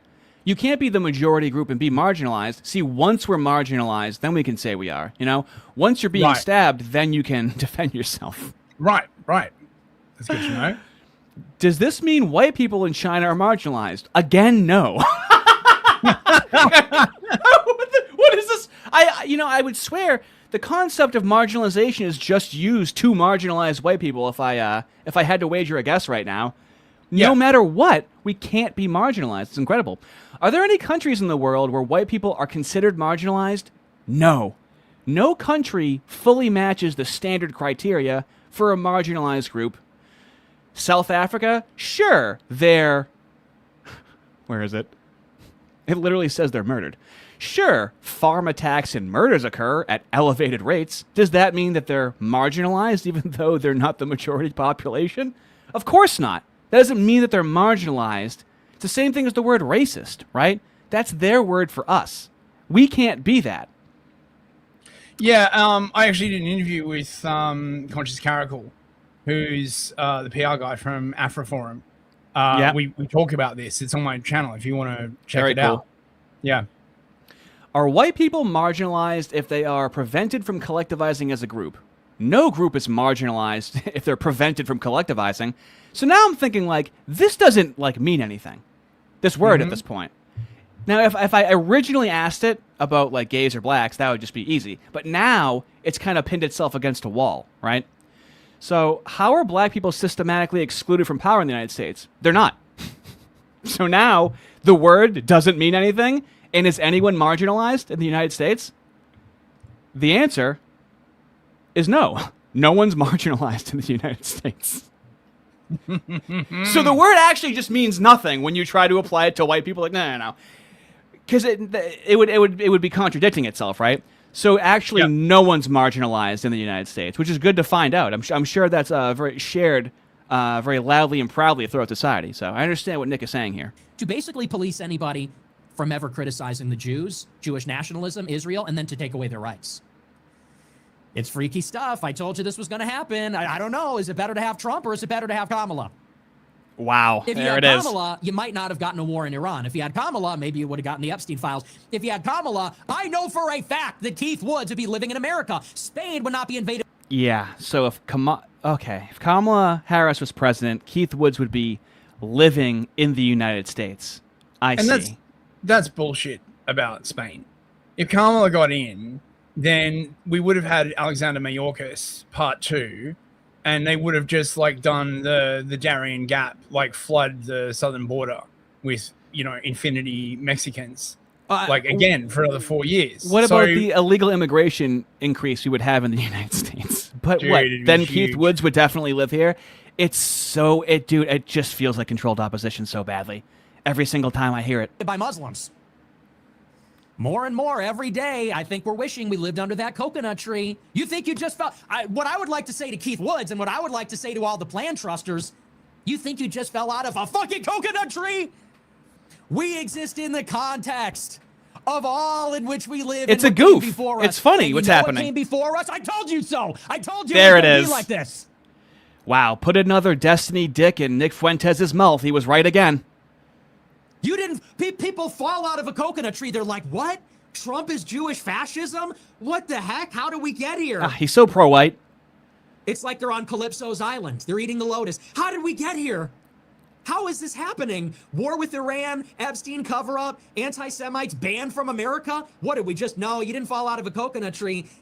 You have to remember everything that came before you. You have to remember that you exist in the context of all in which you live and everything that came before you. I'm at the beginning stages of not being able to stand him, especially after this one. Return to the Land going through some litigation issues, as we all predicted, as we all knew would happen. And one would imagine we'd rally support around Return to the Land, especially Nick Fuentes with his large platform. LARPer sent $50. RTTL just signed sworn declaration saying that it has no race or religion member requirements and suits guy for calling it white only. Smiley face emoji. Smiley face emoji. Smiley face emoji. Well. Would you look at the time? The broken clock is right again. The broken clock is right again. Is that how that analogy works? Yeah, it looks like the broken clock is always right. The broken clock is right again. I've never heard that expressed that way. Sometimes it pays to be a broken clock. Nah, well, who could have predicted that? Oh, he's you're right telling again. Me that you're little into Woods white commune LARP failed at the first legal challenge. I'm saying they failed. They failed and pack up and it's nothing. I'm truly shocked. I thought that was going to work. I thought they were going to federate that out and just create these whites-only communities and like the... You know, just give up. As soon as you're litigated against, just give up and pack home. You know, a Fed wouldn't say that. DOJ be powerless to stop it. I'm truly surprised at this development. Christopher Reeves sent $35. LARPer sent Absolutely incredible. Now, let me show you a man that's really helping out the whites, fellas, okay? So this is on Jake Rattlesnake's website, rattlesnaketv.com, and he just released a 2-hour extended cut. I want to call it a talkumentary. It's not a conventional documentary. So, for example, this is like a little bit of a podcast is what this part is like. Let me just let it load a little bit. I don't know what he's going to release on YouTube for this, but so he talked to. I've mentioned this previously. He talked to the Spanish disclaimer. This video isn't nationalists, and so this conversation is like a solid 35 minutes. This kid is unbelievably intelligent, and then he adds a little bit of his own commentary, and he just has like long, deep discussions as he's walking around the city with these people. And so it's a very unique kind of media that I haven't really seen before. It's not like Tyler Oliveira where it's like very flashy editing. It's very straightforward, candid dudes hanging out conversations. So let me just give us a little slice of this over here in the clubhouse they have. And this kid's pretty young, but he's very bright. There's a lot of bright young fellas. It's a little bit different, but who's that down the bottom? Rommel. Right, and who's this? That's it's Ursula von Haverbach. I do not know the name in German, the surname, but she went on trial in her 90s or in her 80s on German justice, and she got convicted for supposed Holocaust denial, and like 90 years old or 85 or something like that, something crazy, and she actually went to jail, and I think she died some 2 years ago, maybe a year ago. I was researching about Germany the other day, and people are still going to jail and doing multiple prison sentences for even questioning the Holocaust. So those two shelves are Spanish history. They have like an MMA gym there. Very, very interesting to see. It's also good for people here that are looking to organize. It answers a lot of those questions for you and shows you kind of the stuff that you can do. Because, I mean, this is in Spain. So in terms of the types of active clubs that you might have access to or might want to start yourself, it's very informational. Looking at that frame, that's the frame we look at it from. We can dissect and we can say that, okay, this person is Spanish, this person isn't, this person is European, this person isn't. And from then on, we can work towards the future, because Spain wouldn't be Spain if we had 30 million Latin Americans over here. Spain would be Spain only if we've got Spanish people, as a last resort, Europeans. And so what is the recruitment pipeline? How does somebody go from a young person who's maybe online watching right-wing content to eventually becoming a part of Nuclear National? Well, I started getting interested in politics quite early on when I was like 12 or 13. I started like conservative, liberal, libertarian. I started riding the Malay wave. So I started as a libertarian. But then I started shifting focus and saying, okay, maybe the market isn't the most important thing. Maybe the free market isn't. And I started going a bit more, we could say authoritarian, more conservative in general terms. And I went to Vox. And then I just started drifting more ethnic nationalist, and before Nuclear National was formed. How natural is this progression, by the way? This is becoming the new tale as old as time right now. Yep. You try and play it their way, and you go, I feel like I'm not being advocated for over and over again. Yeah, because fundamentally, none of these parties want to reverse mass migration. It's what it all comes down to, right? Right. Like, we'll stop more people from coming in. Yeah, well, the government's never done that before, and you're not going to remove the people who are already here. So what's your purpose exactly? This belongs to Deepcom. The clean your room bucko to TND pipeline is so fucking real. It fucking hits like a home cooked meal every time. I went into another party over. And so also, Jake already shot another one of these. So he does two different types of Spanish nationalists in this one. It really is right-wing anthropology, and so he is more so youth group, not a part of a political group. Then he talks to someone that's actually closer to political power, and they take a walk around, and a couple of dangerous things happen. And they show how they don't own their own streets, and he talks to local people. But also he's going to be going to Ireland. I think that's shot. I don't know if it's edited yet. And then he's going to Italy. So he really is like going and talking to the nationalists of these countries. Very solid to support this kind of work. Here, I started my militant life. And then as I saw this was formed, it was April 2024. I went to the first meeting. I liked it. I liked the people. I liked the project. And I got involved. And it's a bit over 2 years now. And so, who are your favorite philosophers? So my favorite philosophers, I would say, I would have, maybe not philosophers, but modern thinkers. I'd go with Martin Sellner. I think the synthesis of modern identitarianism can only be driven from a 21st century perspective, not a 20th century. So he seems to be a good student of history, but he understands he's going to have to kind of modernize some of these principles for the unique situation he's in history. Yeah, Sellner's another person that's getting like massively persecuted at the moment. I think he just got, right, he's embroiled the German states trying to like imprison him for wrongthink as well. Like they hate him. Naturally.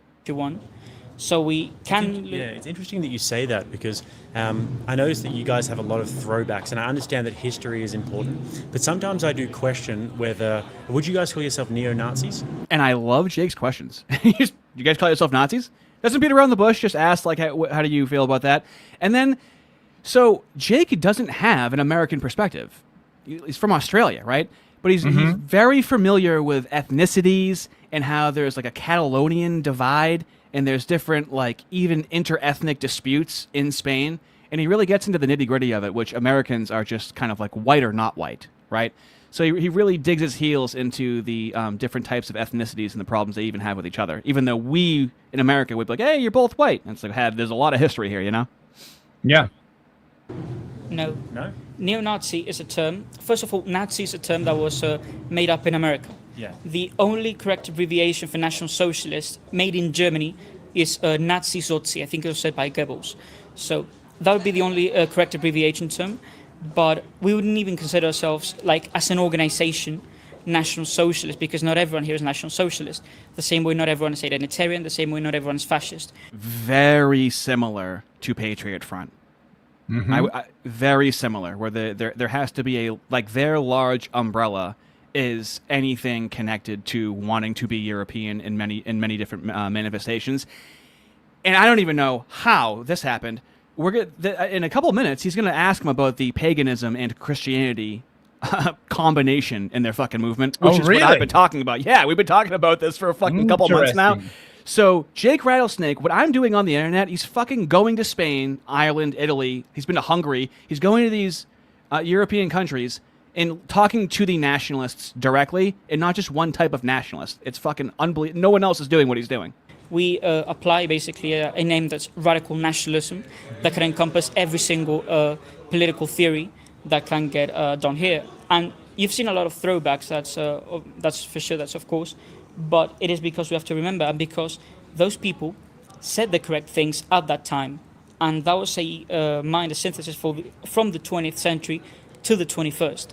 But after COVID, mostly after COVID, we have to look at from a 2021, that's their logo on the wall. So it does have a cross on it, which will be addressed. It's Nucleo Nacional. 21st century perspective into the 22nd century.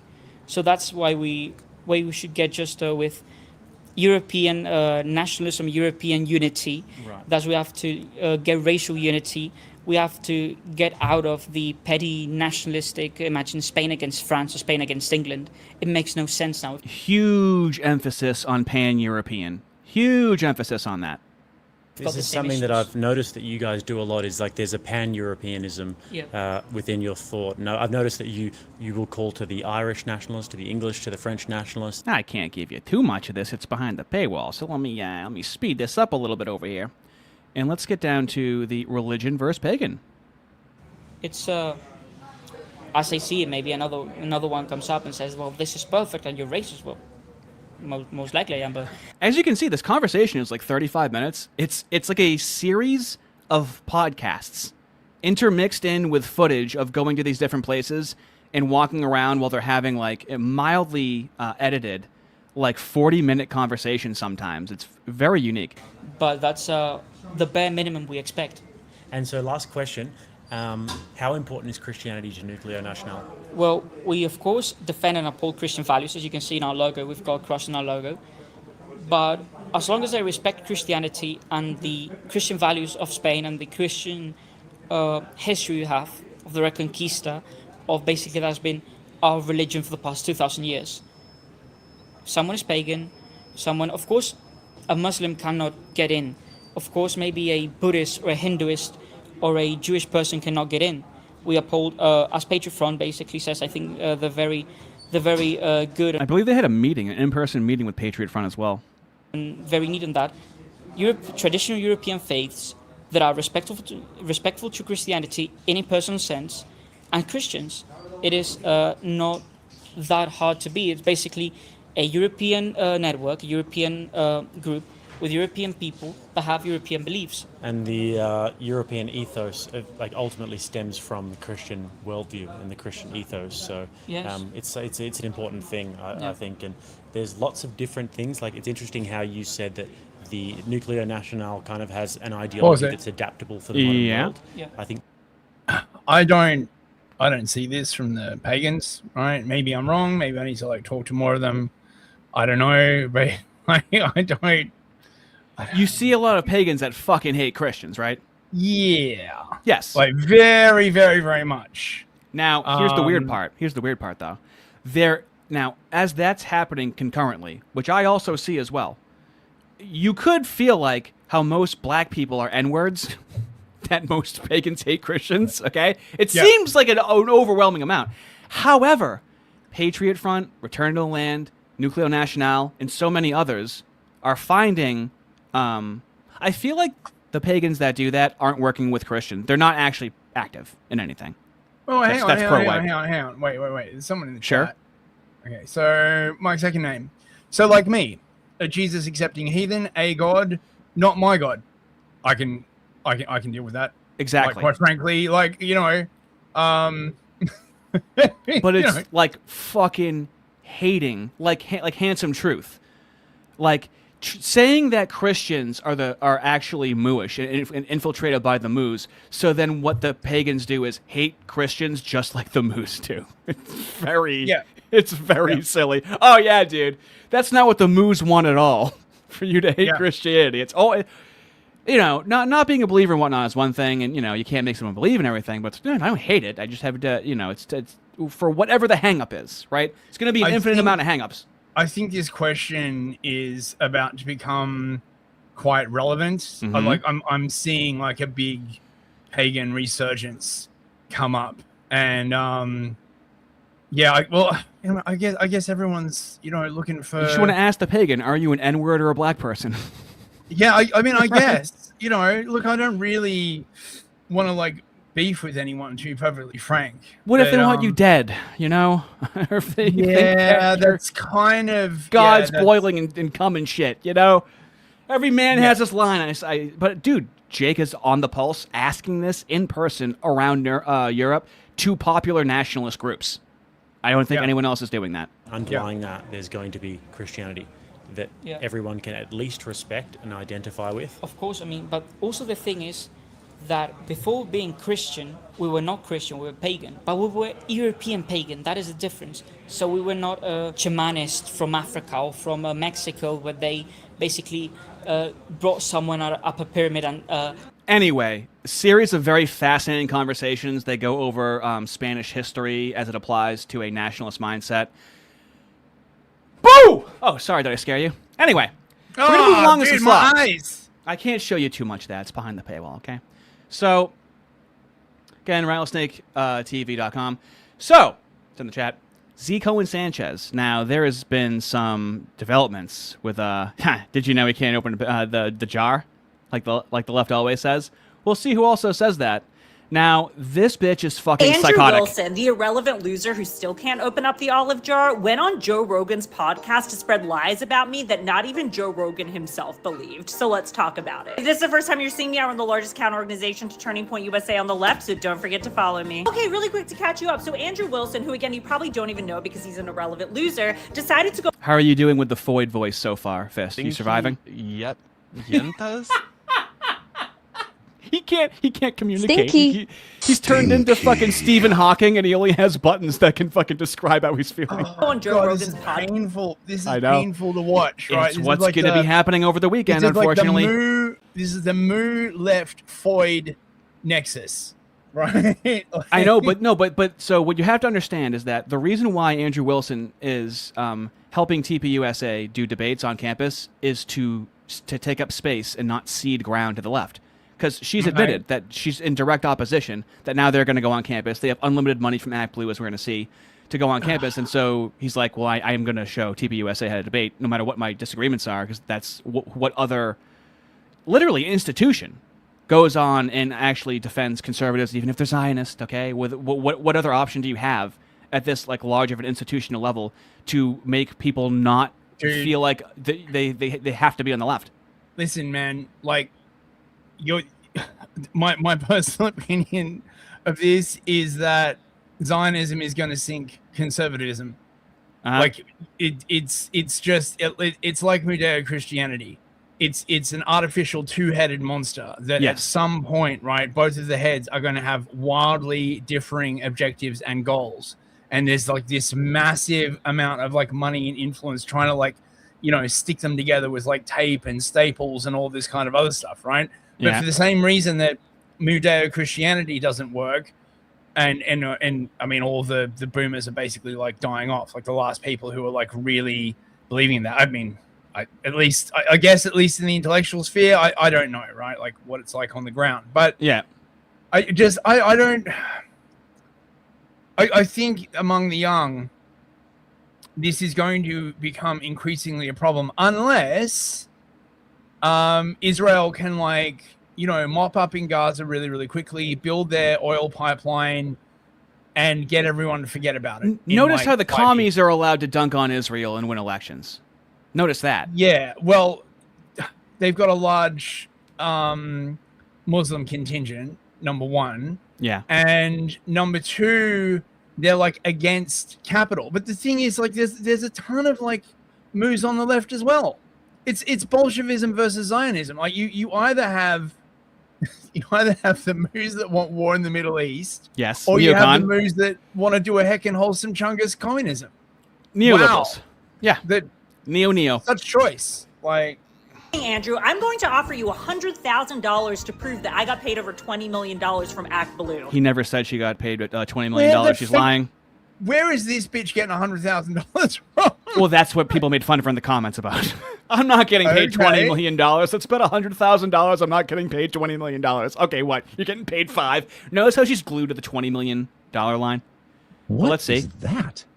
Which, by the way, you're so fucking stupid that you don't know that Act Blue is a payment processing company. So Fist, is that true? Is Act Blue a payment processing company? You idiot. You fucking idiot, Andrew. It's a payment processing company. I'm pretty sure it's not. I'm pretty sure they, like, help Dems. Not exactly, right? That is highly deceptive framing, okay? Payment processing company would be Stripe. Okay. Act Blue is a political action committee that funnels funds into Democrat causes. So it's supposedly it doesn't have its own politics, but of course it does, right? Founded by Benjamin Rahn, and joined by Jonathan Zucker. Okay? It's fucking incredible. Incredible. Right? Funneled money to Hillary Clinton and Joe Biden. So it's an intermediary. It's an intermediary. You can just and they've already been we don't have too much time for this, but they were letting people make donations with prepaid cards. Yes, and then remember there was that big scandal that broke about all the people who'd been signed up for Act Blue without their knowledge. So I have a clip of that next.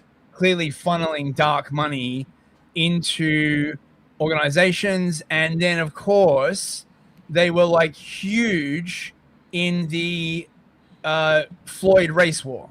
In fact, in 2020, several fundraising records were broken in the week following the Floyd cost. Fist, shut up, you fucking idiot. They're just a payment process, you fucking dick. Oh, you Jayish K. Oh, dude, I'm gonna make a video. Right, so like they don't endorse individual candidates, but it's only open to Democrat and progressive campaigns. Terrific, thank you. So let me crystallize what you're saying right now, okay? Right. Let me show some physical examples of what you're saying, because we got the receipts for that deceit, baby. I said, goddamn. Here's a walker. Hi, madam. Okay. 88 years old. Donated nearly $150,000 in the last 5 years to Democratic causes. This is one of El Sayed's micro donors. Doesn't look like the Taj Mahal by any means. Oh yeah, so El Sayed just won, and this is one of his micro donors. So these are when they say they get a lot of like small donations, it's fraudulent. The various campaigns. Wait, is 150,000 counted as a micro donation? No. She donated a total of $150,000 through micro donations. They just kept putting it under her name because you don't have to see where the money's coming from. It's dark money. This is the intermediary where everything gets all muddy once it goes to Act Blue, and then all of a sudden, sploosh, it lands in someone's account that needs it. Yep. Hi, madam. Okay. Pleasure. My name's Charlie. Are you Elizabeth Waffle? Yeah. It says here that you've donated $150,000 in the last 5 years to various campaigns, and that you've made nearly 15,000 donations. I doubt it. You want to see it? 15,000, yeah. 15,000 separate donations on the computer. Did you make 15,000 donations? And again, this is the same thing as Nick Shirley. Our government can't do anything. The right wing can't do anything about this. It's up to citizen journalists to figure this stuff out, apparently. Right. I'm so disengaged. Check this shit out. Yeah. All right. Love it. Wait, where is it?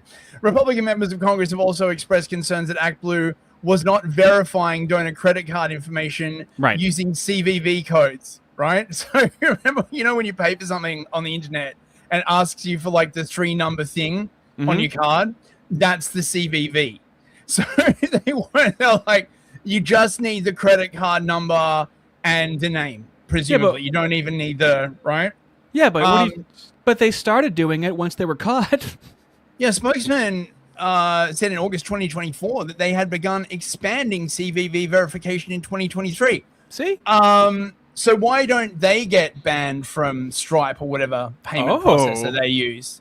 Hey. Surely, right, not using CVV verification would encourage like fraud of all kinds. Oh yeah, right, because they were, you could also pay via gift cards or prepaid cards. Sir, I need you to go and buy a Google gift card, sir, and then please put the number in and donate it to Act Blue.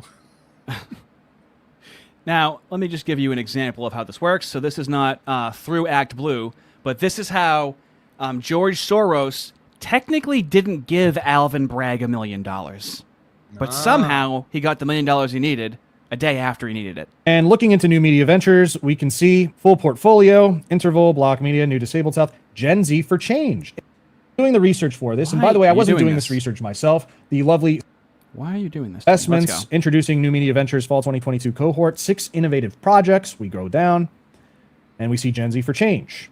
And we see a quote from the acting executive director, Elise Joshi. That's this Elise Joshi that we highlighted earlier. She says, and so like this shows the people that are connected, and like, the more hands you introduce, the more difficult it is to track these funds and whatnot, and the people that are involved, as we see with the revolving door between federal employees sometimes and even these NGOs. New media ventures investment is crucial to our growth in 2023. We are able to bring on a full-time finance director and direct resources towards strengthening our creator network, as well as increase our in-state programming with a focus on over 10 key states, including Texas, Georgia, Virginia, and Pennsylvania, to name a few. We are so grateful for the investment and look forward to keeping in touch with new media ventures community as our work expands. And by the way, again, on the Rufus and Maine website for Madeline Tomei, remember the clients list? Our clients. Oh, New Media Ventures. That's one of her clients. Fascinating. So this entire video is in regard to Harry Sisson being paid money, and he's saying, I'm not paid money. And then this video shows the pipeline from the start of the funds to it ending up in his account. And all the hands that it goes through. There really needs to be like a collective noun for NGOs. I You know what I mean? right? Like a scam of NGOs or a blob of NGOs. A murder of NGOs. A murder of NGO. Look at all of them. It's oh my god. It's like every Thousands. single time you look at the NGO verse, it's crap like this. It's like a million logos. I like this. a Arden massive Party said a fuckery of NGOs. A fuckery of NGO. Yeah. Good one, man. And if we go to the 2020 portfolio section for New Media Ventures and we scroll down, we can see Investment Committee. Every year we recruit members of our community to join the New Media Ventures Investment Committee. These experts from across the fields of technology, social justice, media, philanthropy, investment, and government complement the New Media Ventures team's expertise, help us surface critical information during the interview process, and ensure that we're evaluating the startups in our applicant pool rigorously and efficiently. And you see some interesting names here. We see Brandy Collins, formerly Color of Change. Color of Change. Let's look into that for a second. So if we go on the Open Secrets website, we look at colorofchange.org PAC donors, and this is for the 2022 cycle, and we see, oh my God, George Soros donating $1 million to Color of Change PAC. By the way, that donation happened 6 days after Color of... So June 17th, Bragg announced he was running for district attorney. That was June 17th of 2019. May 8th, 2021, Color of Change PAC endorses Bragg and pledged to spend $1 million to support Bragg's campaign through mailers and on-the-ground campaigning, the endorsement said. May 14th, so 6 days later, Soros made a $1 million contribution, not to Alvin Bragg, to Color of Change. Do you see how it works? He gave it to the intermediary. Change PAC endorsed Alvin Bragg and pledged to spend $1 million to support his campaign for being DA of Manhattan in New York. And of course, Soros on May 14th just happened to make that $1 million contribution to Color. And of course, Alvin Bragg has been a nightmare of a DA ever since. Color of Change PAC. Soros didn't give money to Alvin Bragg. He didn't support Alvin Bragg. He just happened to give the money to Color of Change PAC after they endorsed Alvin Bragg and gave that money 6 days later. That's why I love it when this effing JHK says this. From ActBlue, which, by the way, you're so fucking stupid that you don't know that ActBlue is a payment processing company. So The fucking hubris on her. I'm gonna have some choice words for her. Now, here's what's shocking, Fist. Here's what I didn't tell you. I told you some stuff I didn't tell you. Shocking. Andrew Wilson sent out a series of extremely erratic voice memos last night. In a clear drunken stupor, he started laughing maniacally and calling her his worst nightmare. Then flipped into thanking her for checking in on him after he called. So, dude, I can't believe she posted this. So she's trying to antagonize Andrew Wilson, okay? Oh no, Z, don't be my worst night. She's trying to antagonize him, and he's just fucking with her, okay? Now, if you hear that Andrew Wilson in a drunken stupor screamed at her from being drunk, they're going to be referring to this. This is what I mean about trying to get out in front of things, because some pretty popular people are already running with this narrative.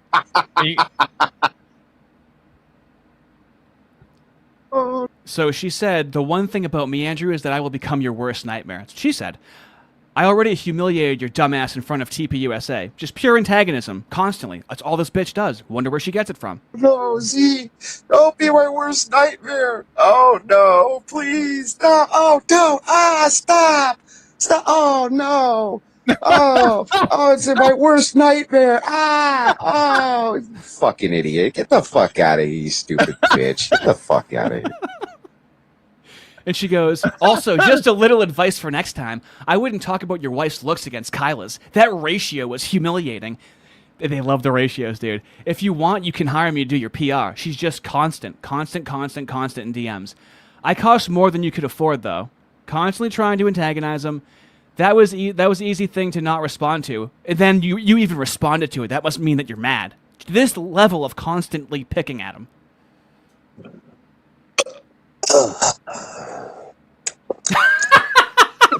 Because have you ever been in an argument like this with a woman, Fist, where no matter what your response is, they're just going to say something? You could say nothing. You could start posting pictures and they're going to respond. I genuinely like I just wouldn't engage. But I guess leaked this. He didn't even leak this. This was just for Andrew Wilson's entertainment. He was just sitting there having fun fucking with her, and she goes, "Haha, I got him. I caught him red-handed making fun of me."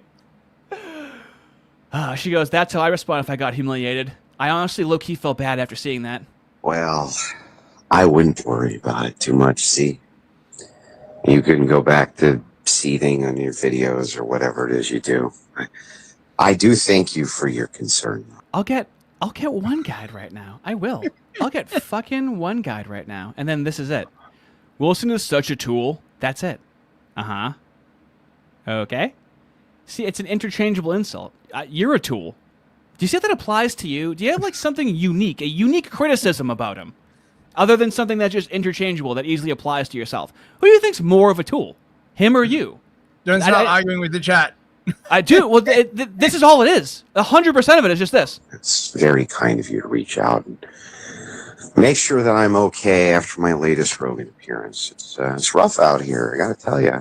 But I'm glad a bunch of lefties got together to do a ratio on X that nobody will remember in a week. Anyway, have a good night. I can't decide between Miller or I got this other shitty. Oh my God, he's drunk. Do you see that he's drinking, Fist? And this is what they do with it. Oh my God! Right? Next, you'll be telling me he smokes cigarettes. Oh, Smoky Man is very bad. Oh my God! Oh, I can't take it. My poor sensitive eye and ear holes. When you hear it, this is where it comes from. Don't you know? Smoking and drinking is on the wrong side of history. And here, this is even from the miscegenary. He married a woman who was previously impregnated by 3 different men. 2 different men. He's the 3rd man. So they always get that wrong. And? I can't decide. I think I'm going to go with the Miller, Z. I do. I think I'm going to go with the Miller. I'm going to go with the Miller for sure. And then she said, now that she openly will say that she like was trying to take like what Charlie Kirk had after he died. She goes, I also think I just heard something. It's Charlie Kirk spinning in his grave because he fucking hated you. Do you see the level of antagonization she goes for? And how demonic these people really are? I'm going to go with the Miller. Yeah? Who even cares? Like, I know. Like, oh my God, Internet Foid is mad. So, right. That's that. And then, as I'm looking at that, all right, as I'm enjoying that, there's this brewing sensation in the background of fucking Candace Owens and Andrew Wilson having a debate about Charlie Kirk and his assassination. There's different deals going on. I can't tell you, Fist, how many times these terms have changed hands, okay? All I'm going to leave us with right now is not that full thing.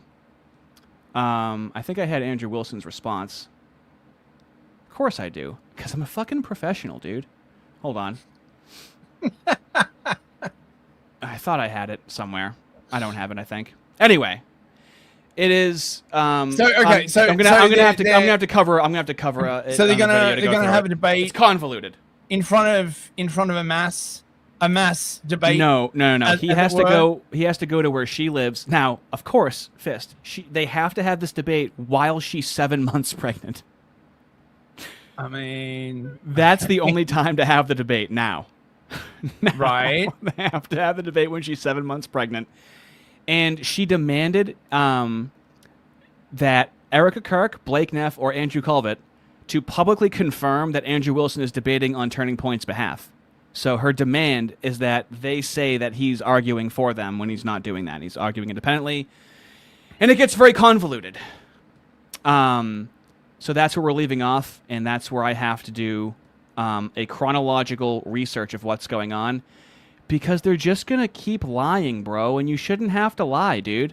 As you can see, there's like $300,000 to debate, and then it got kicked up to $500,000 to debate Fist. It's so over the top fucking ridiculous. Dude, and then here's the final offer. It's fucking crazy.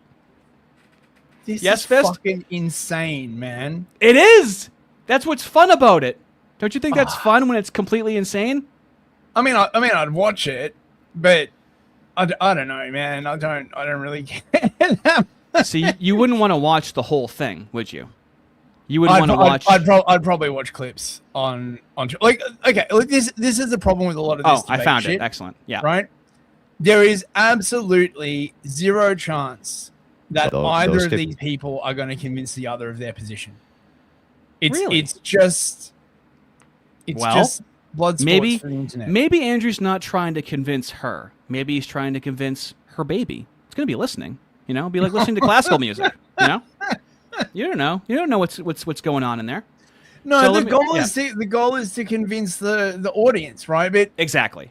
Everyone. But this is team sports. There's people, right, that are like, oh, like you, for example. I cannot make fun of in this regard. You don't like sports, right? But you also don't like debates, right? You don't like the stupid team. There's people that are like, sports are stupid, but then you see what I'm saying by treating debates like a sport, where they're just rooting for their team, like very blindly. Which is not what a debate is, right? Like, you're very logically consistent in your position, where you're like, no, they're both gay. Look, I get that aspect of it, right? As like sort of, you know, like boxing for retards, right? But I'm more interested in like actual information exchange. Like I can already tell you what's going to happen, right? Like Candace is going to accuse him of working for Turning Point. He's going to say, no, I don't work for Turning Point. Candace is going to say, oh my God, like Erica killed Charlie, or Turning Point killed Charlie, or the Moose killed Charlie. Andrew's going to say, what's your evidence for that? And then Candace will come out with a bunch of like schizo stuff. And I mean, I'm gonna watch the full 4 hours so I can show you the 5 minutes you weren't correct about. You are such a sucker for punishment, man. Holy shit, dude, I love it. Well, but here's the thing. I've been listening to Andrew Wilson since he was debating. Since Chud Logic covered Andrew Wilson talking to Mr. Girl about the Destiny Report. Since he was talking to the Lolicon food shops. Since he was actually like on the lowest tier low debating with these people on the left. He has crawled his way, like Mortal Kombat, up all of the people to possibly fucking debate. He has been so consistent the entire fucking time. So let me just let the man, you know, God knows what this will turn into. So this is for posterity. This is so far where we're at. You will also have to come to me, to another point 2A. Obviously, you will not be chain smoking around me. Okay. Those stipulations are fair. Not in your studio. That would be unfair. That would give you an unfair advantage. You have to come to me, and you have to not smoke around my baby. It's like, this is already silly. Like, he's already, there's plenty of time for he debates, and he doesn't smoke, or he leaves, or whatever. Oh, it's just slowly drawn out like Foids love to do. A debate, but neutral ground, flying out to where your location is with a neutral moderator, that's fine. I don't have any problem with that. But I have some stipulations of my own. If we're going to do this, it needs to be a 3.5 hour long debate. And if you quit before the 3.5 hours, you lose, and you don't collect any of the money. If you quit before then, you don't. If there's money on the line, we're going to be finishing the allotted time, no matter what. Collect any of the cash. Secondly, no ad hominems. I won't use them. You don't use them. No insults. Neither of us will use those either. That's often used to obfuscate, take up a lot of time. Very fair so far. Literally be about the facts, and that's it. However, I do demand a 1 hour cross-examination time for each of us. I get an hour to cross-examine. She gets an hour to cross-examine. You do 15-minute openings each, right? And then the rest you can have open dialogue. But I want an hour each of cross-examination. $500,000? That sounds reasonable. Now, Andrew Wilson is in the advantageous position. $100,000. I don't know how it happened, Fist. I'm going to find out how it happened. I don't know how it started at 50K. I saw Jake Rattlesnake say 50K, and I'm like, that's ridiculous. And then I was like doing stuff with you or something like that, and I came back, and it was 500. I'm like, wait a minute, was it 500 in the first place? I don't know. It's all happening too quickly. Dude. Hour each of cross. Isn't that ridiculous? I think she demanded like hundreds of thousands of dollars to debate her or something like that. And I think it's a series of calling each other's bluffs, and none of them is buckling, I think is what it is. Mate, there's going to be like a league table for like 500,000. There's no way anyone could earn that money back. Like who's paying the 500 grand? Oh, I don't, Well, this is the modern world, ladies and gentlemen, right? Instead of like paying like 500,000 for like a boxing match or whatever, it's going to be 500,000 to watch Andrew Wilson but the topic and Candace Owens like is the assassination of Charlie Kirk, though. That's the topic, and so that is a topic that warrants discussion. For some reason, there has to be this much money involved. But also, he's in an advantageous position, right? Because even you speculate Israel had something to do with it, but would you be able to prove it, right?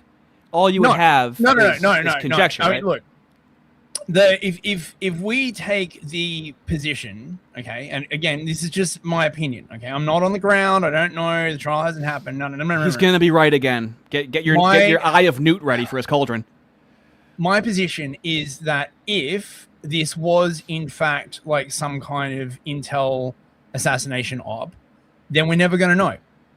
Like that's literally it'll be like 9/11 or JFK or any of these. Best you can prove is Larry Silverstein was really lucky, you know? It'll be one of those events that people will still be fucking arguing about 20 or 30 years later.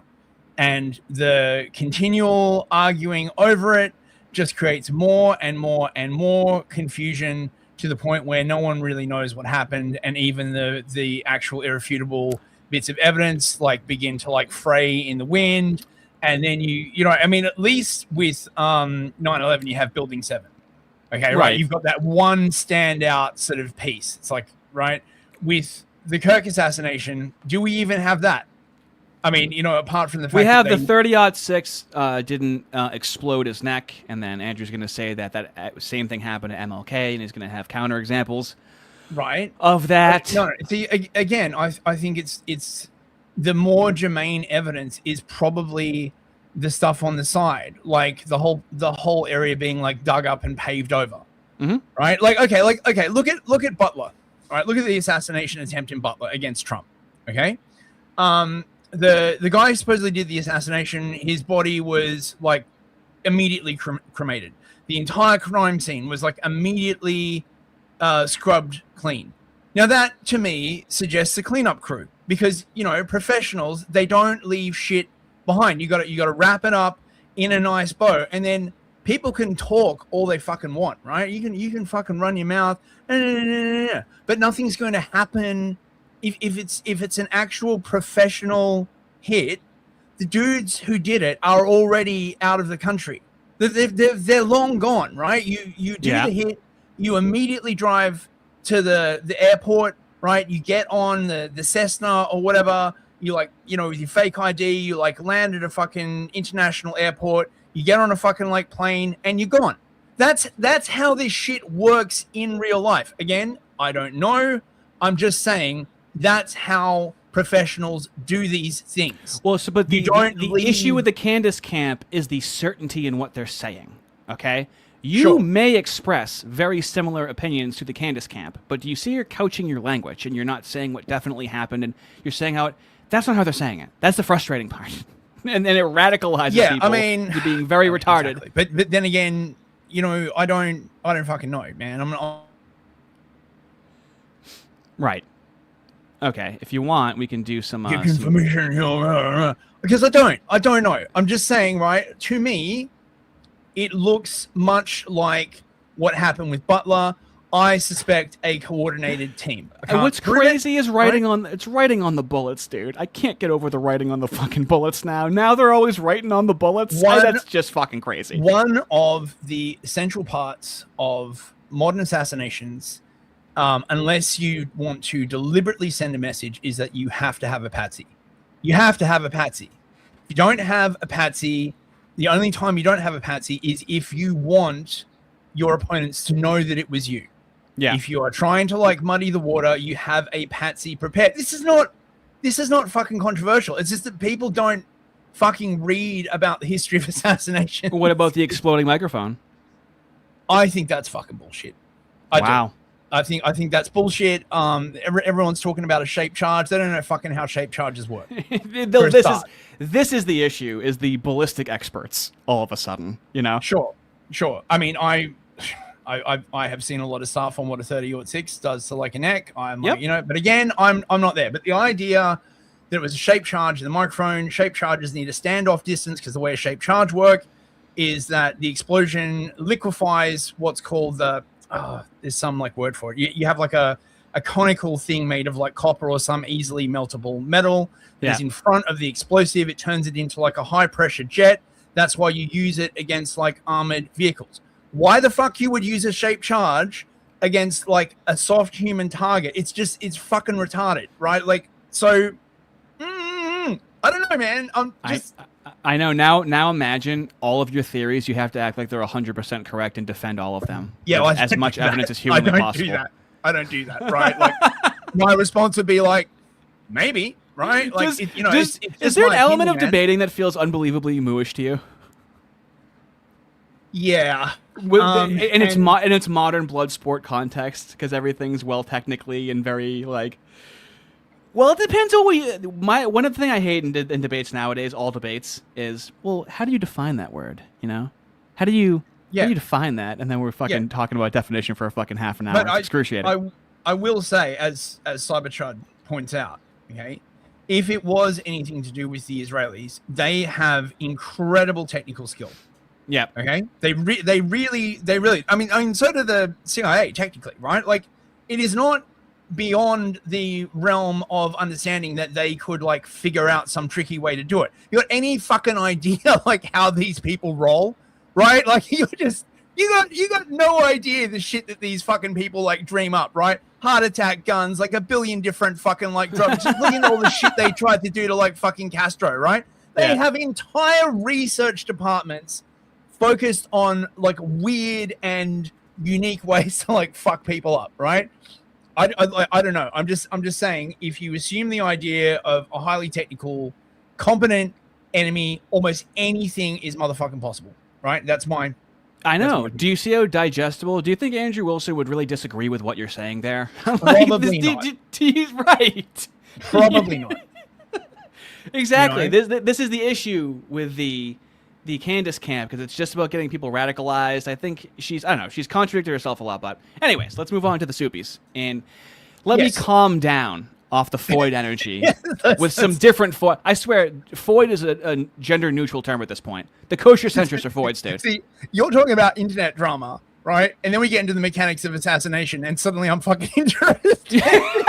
I'm like, I can talk about that shit, right?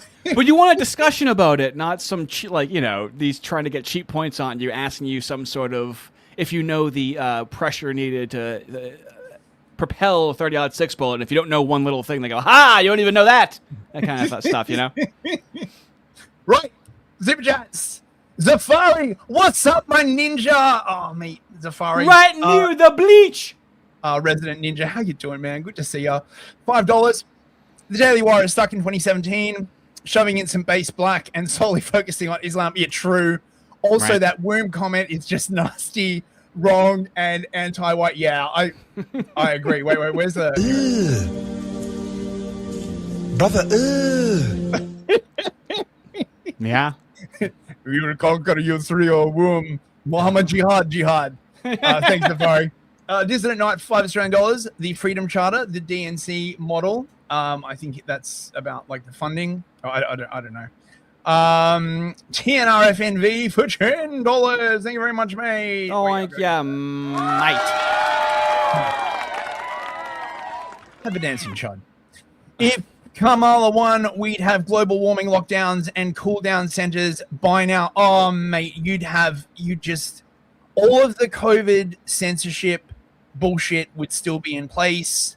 It would be like anti-racist, like government on steroids. I cannot agree with Nick that Kamala would be like that. Retarded take. See, I told you Trump was gonna.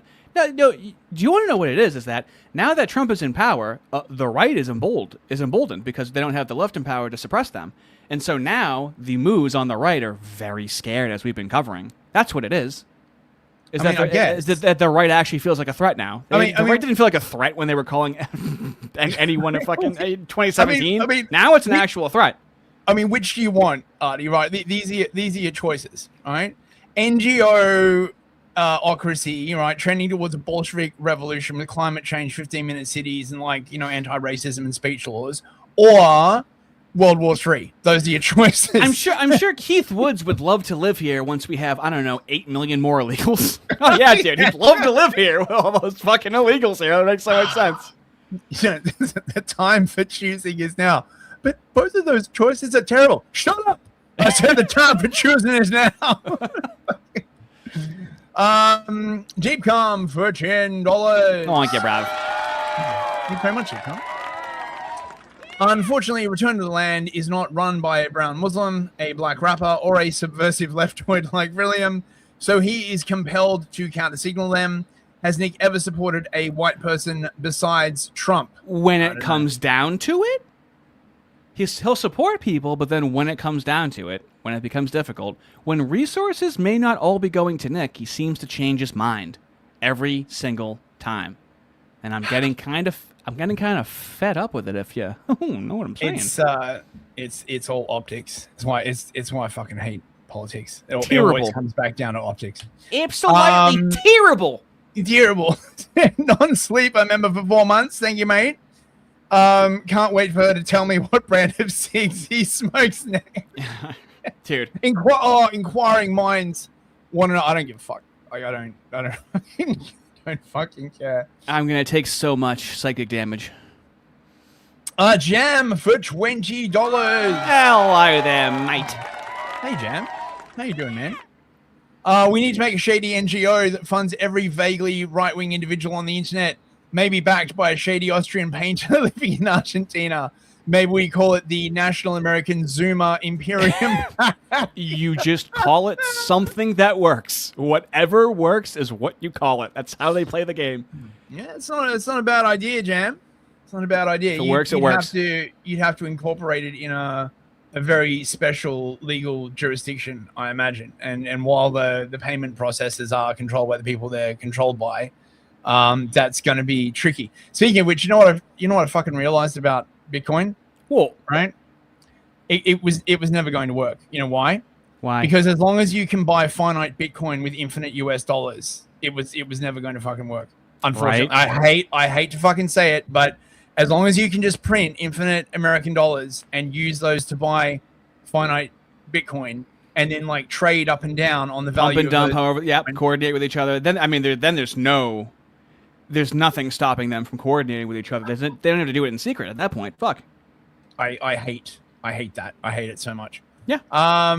Thank you very much, Jam. Cheers, chickens for $5. We're going off of jury rules. All that needs to be reached is reasonable doubt. Oh, yeah? What is this in regard to? Someone's innocence, right? We can't just say that if he's guilty, it has to be beyond reasonable doubt. You mean Tyler Robinson? Yeah. Well, I mean, I would hate to impugn the American legal system and suggest that in cases surrounding highly politicized events or anything, there might be undue pressure on the legal system to deliver a certain kind of verdict. But we have to follow the rules, Fist. Mm-hmm. We're going to be watching James Lindsay talk to Jeremy Boring and the dog. If the dog's not going to have a good time, okay? Ardy, if we have to follow the rules, why do the rules change so much depending on who it is who's interpreting them? Constitution? That's what they usually say. Matty Ice, $10. Oh my God, Candace Owens just got another demand agreement on Twitter with TPUSA. She has demanded that Ben Shapiro hand over Michael Knowles' exuberant boyish smile. Ben agreed. Oh my God. Oh, I gotta go and make a TikTok about this right now. Oh, I don't fucking care. You're just giving me my mom is not gonna believe me when I tell her that. Oh my God, did you just hear the latest drama? Next time I see my mom at yoga, she's not gonna believe it. This is, I think, exacerbated by Candace's female audience, right? Because in my opinion, Candace is basically the female Alex Jones. Pretty much, right? Yep, if he was black and female. It's Alex Jones. That'll change you. It's Alex Jones' pitch for the female audience. Is that like the parallel universe that actually exists? Is there a black female Fist and a black female Ardy as well? That's the parallel universe for straight white men. Yeah, on the planet. Oh my god, what's the name of the black planet? Oh, dude, that thing I covered on the stream last night is still like echoing around inside my head. Right, in an alternate black universe. Yeah, there's a black Ardy and a black Fist. Yeah.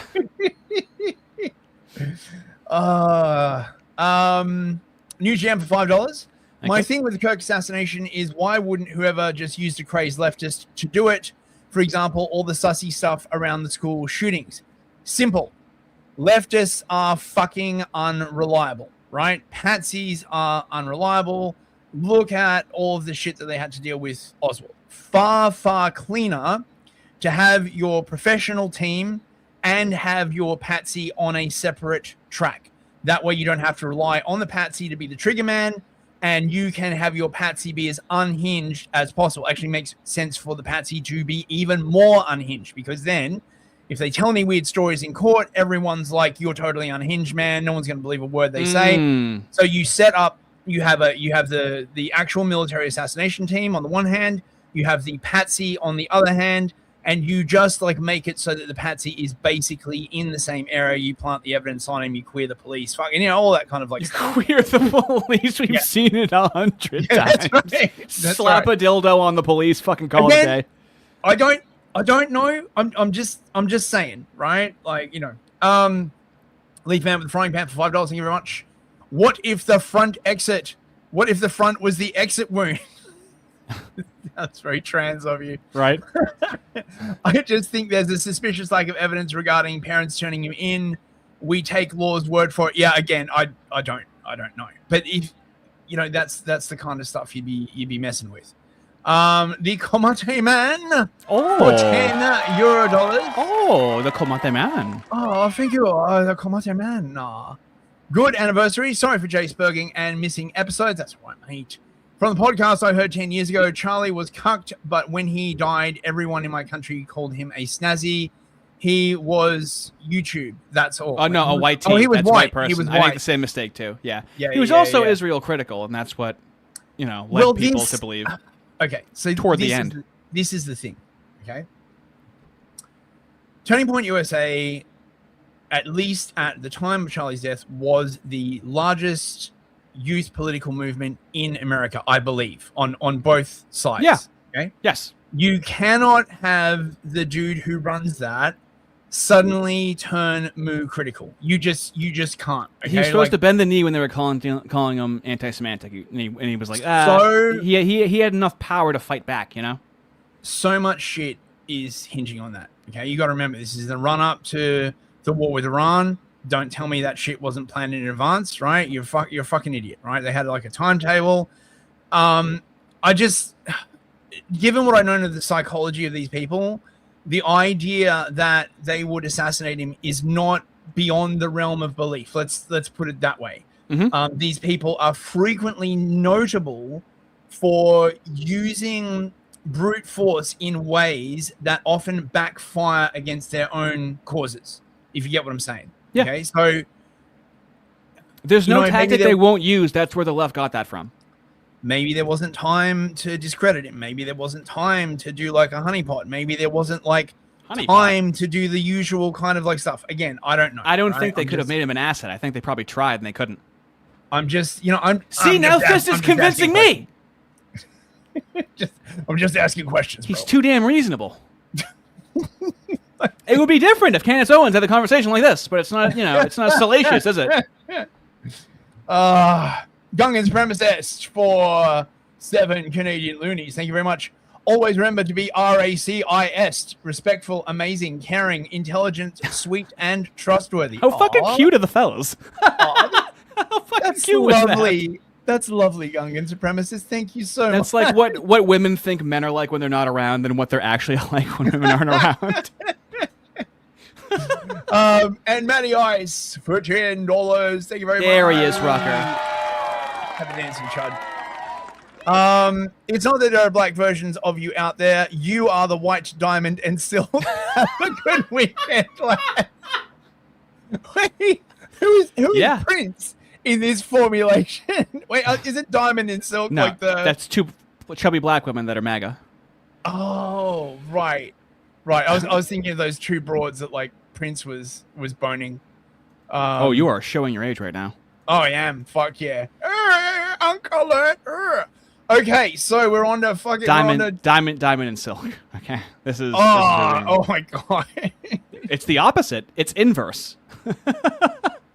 Okay, so let me start. Yeah, you got clips from. Should we do the Tucker thing first before we go to the reply, or? Sure. If you want to do that, yeah. Squeeze in your stuff now, and I'll end it. Okay. Well, no, I just want to show. Squeeze it. Okay. So, Tucker Carlson, noted right-wing snazzy and moo hater, has dropped another video where he claims that there are problems with America. Can you imagine even saying such a thing? Having been paid by Russia and magically seduced by Putin's brain, Alexander Dugin, he is now spurging out and pronouncing himself the next right-wing Führer. You know what I think about that narrative? You know, that's a little bit Jewish. A little bit. A little bit. Okay, so look. Want to play like a little bit of the opening of this. This is pretty good. The whole thing is worth a listen. He's just being very, very reasonable. Basically, as you can imagine, this is causing the usual people to like fucking seethe and vibrate. Point of any system is to protect the interests of the people it serves and governs. No, it isn't, Tucker. The point of the system is to protect the moose. You're so in character, you couldn't even let him finish. Sure of it. So what's a preacher's job? It's to minister to the souls of his congregants. What's a president's job? It's to look out for, to protect the interests of his citizens. Really, really simple. It's inherent to the definition. So it's been obvious for a while now that our system is not working as intended because the people in charge of it seem to be looking out mostly, not exclusively, but mostly for their own interests. And you see that all around you. Government workers make more than the average American. That kind of says it as clearly as anything, but you see it up and down every institution in American life. A lot of them seem to be run primarily for the benefit of the people who run them, and that is bad. And they're less hidden about it than they've ever been. I mean, they're off buying private islands and exempting themselves from the rules that apply to you, and that has caused enormous frustration and resentment from ordinary people. It's like, wait a second. Now, see, he's right. Okay, he is absolutely right. The simultaneous situation where you have different versions of law for different groups of people, which is what privilege actually means. By the way, it's from the Latin privi lege, or private law. Okay, right? It's the idea that there is one set of laws for one group of people, another set of laws for the other group of people. Having that in actuality, whilst simultaneously having a society that is supposedly based on isonomia, or the idea that there is one set of laws for everyone, is basically driving everyone fucking insane. I've been saying this for a while, and it is fundamentally unsustainable. In my opinion, it must revert back to, so for instance, the whole like civil rights minority law. Either whites will also get those rights, in which case the law is the same for everyone, or they're going to have to take it away from the minorities. The current system where you have different sets of laws for different people is unsustainable. You're not following your own rules. Like, I have to stay home during COVID and you're going to the French Laundry because what are you, a king now? And the answer is, yeah, kind of.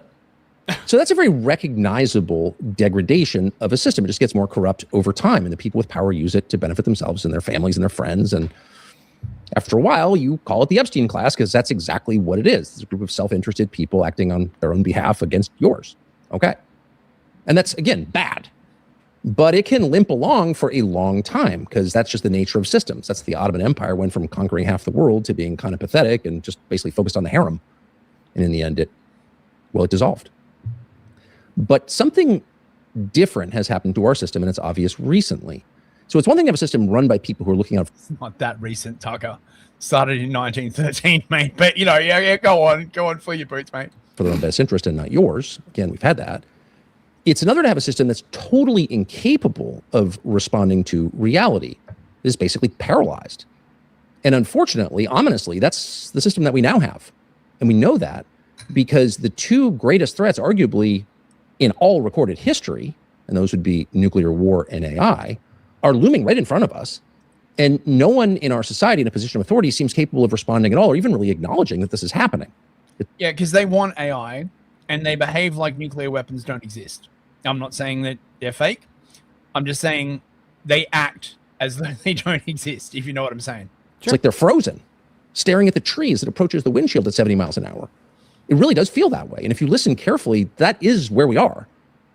So we are moving toward, on this trajectory, if it holds, we are moving toward a nuclear exchange because you have two conflicts, one in the Middle East and one in the Near East, Eastern Europe, Ukraine and Iran, that are suddenly somehow merging. And what does that mean? It means a world war. And you have two sides with essentially inflexible positions. Not to get into the details, if you're following this, if you're one of the small percentage of Americans following this, you already know that there's no obvious resolution to either one of those conflicts anytime soon, and yet the stakes couldn't be higher. Well, yes. Yeah, it sure would be a shame if those two conflicts like just merged and oh my god, like we're suddenly in World War III over like the Caspian. Gee, who could have fucking seen that coming? And of course, the key participants in both of those wars now becoming one war are nuclear armed, and they feel that this is, to use a very tired term, existential for them.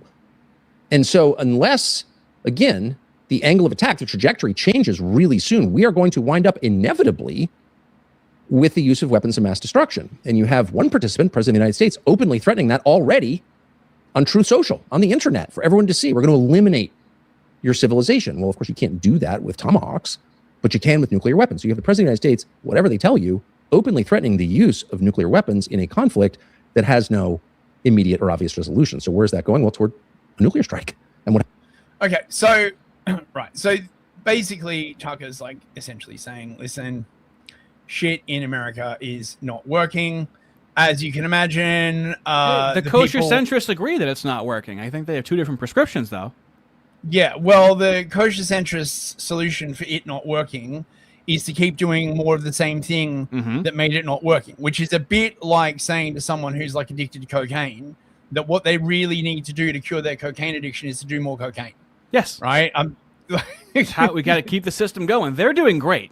They're doing fine. Yeah, just don't do anything drastic. Like, I don't know, checking yourself into rehab or anything, okay, right? Like, so... yeah, getting help and collectivizing.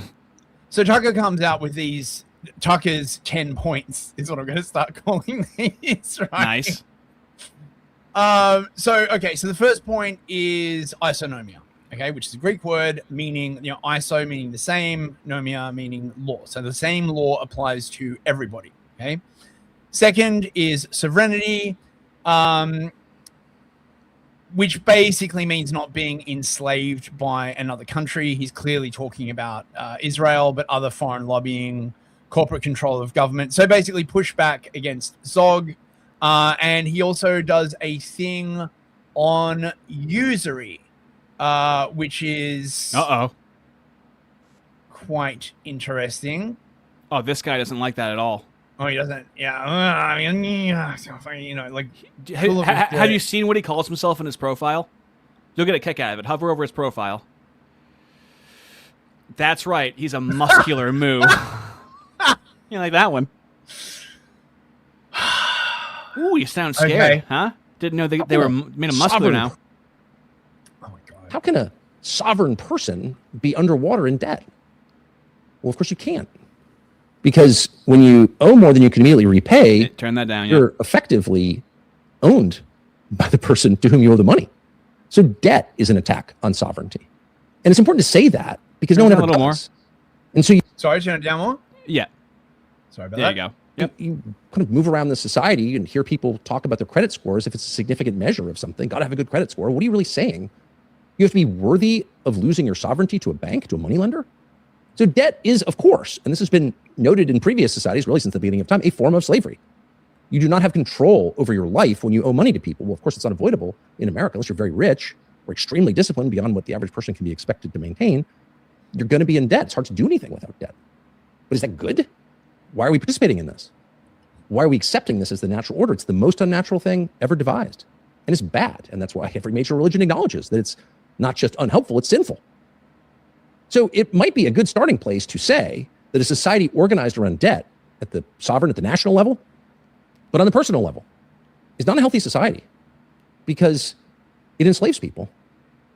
And it's interesting that when you do say that, and if you're ever to use the U word, usury, which is lending money at interest, which is banned, has been banned in many countries throughout time because it is bad, even mentioning that puts you on some list, at least in the minds of the people you're talking to, as like a crazy person, if not a dangerous person. Our friends at American Financing have a better way. They're helping homeowners use their hard-earned equity, and they're supporting Americans looking to fulfill the dream of owning a home. With mortgage rates currently in the See? So, See that? So, I mean, like, I did see this ad. My understanding is it's like a way to get rid of your high-interest credit card debt by using, like, home equity. So it's not quite the...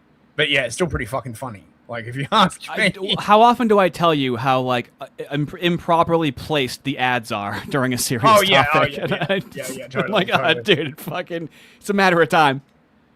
So, point number 3, productive America should rebuild farming, manufacturing, and craftsmanship while rejecting an economy dominated by finance, real estate speculation, surveillance systems, and weapons. Bro, cool it with the anti-citrucisms. My God. Beautiful Carlson alleged that urban planners deliberately uglified American cities. Where's the lie? And portrayed brutalist architecture, graffiti, public drug use, and violent crime as deliberate attacks on the public. Where's the lie? Healthy, he talks about healthier food, calls for universal sobriety, and said that the widespread use of drugs like Xanax, Adderall, and SSRIs had left Americans half-addled. Where's the lie? Okay. Honest government officials should be punished for lying to citizens, and most classified records, including on the JFK assassination and 9/11, should be opened. The problem with this, okay, is that if there is a group that can jail the president, then the president is no longer the executive. Right, this is a fun. Many people have like tried to like solve this riddle, okay? But fundamentally, whoever has the most power, like this is why you've got like the separation of powers and all this kind of other shit. The idea is that the 3 branches will like balance each other out. This is not as simple a thing to resolve as Tucker makes it out. But anyway, optimistic Carlson argued that having children is a biological imperative and the foundation of long-term thinking, while blaming aging and childless elites for policies that disregard future generations. I would also add the serious number of homosexuals among the political elite. You cannot have these kinds of people in governments, right? They don't have any kids. They're sexual degenerates. They're like very easy to blackmail. They can't control their passions. They're bad people to have in power. Wise. Schools should teach how the physical world actually works and what he called unchanging facts about human nature. So Tucker basically makes the point that really, because things are always changing, technology is always changing, the only really sort of like immutable knowledge, the most useful knowledge, is knowledge about human nature.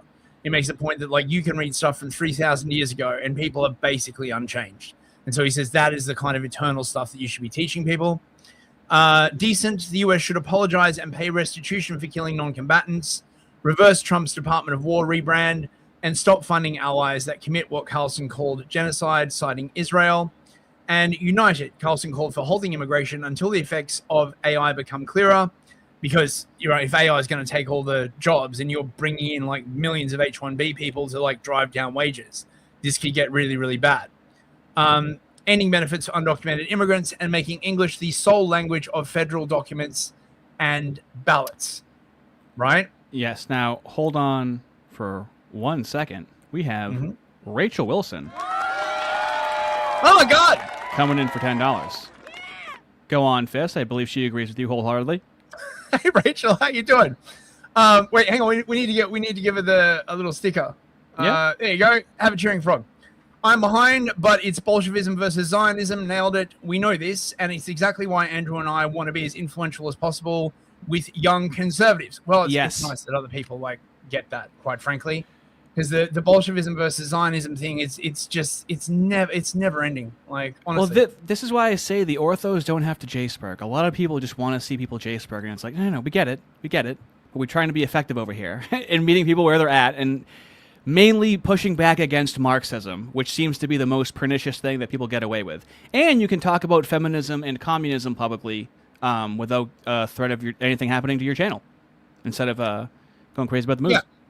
And I don't know, man. I see a lot of people. They get like far too angry. It's like you're not angry at like a bear for behaving like a bear, right? You're not angry at like a cat for behaving like a cat. I'm serious. Yeah, you're not angry at like a sneaky fucking rat for acting like a sneaky fucking rat, right? Look, my point is, right, that like this is just how shit is, okay, right? If you get too angry about it, it clouds your mind.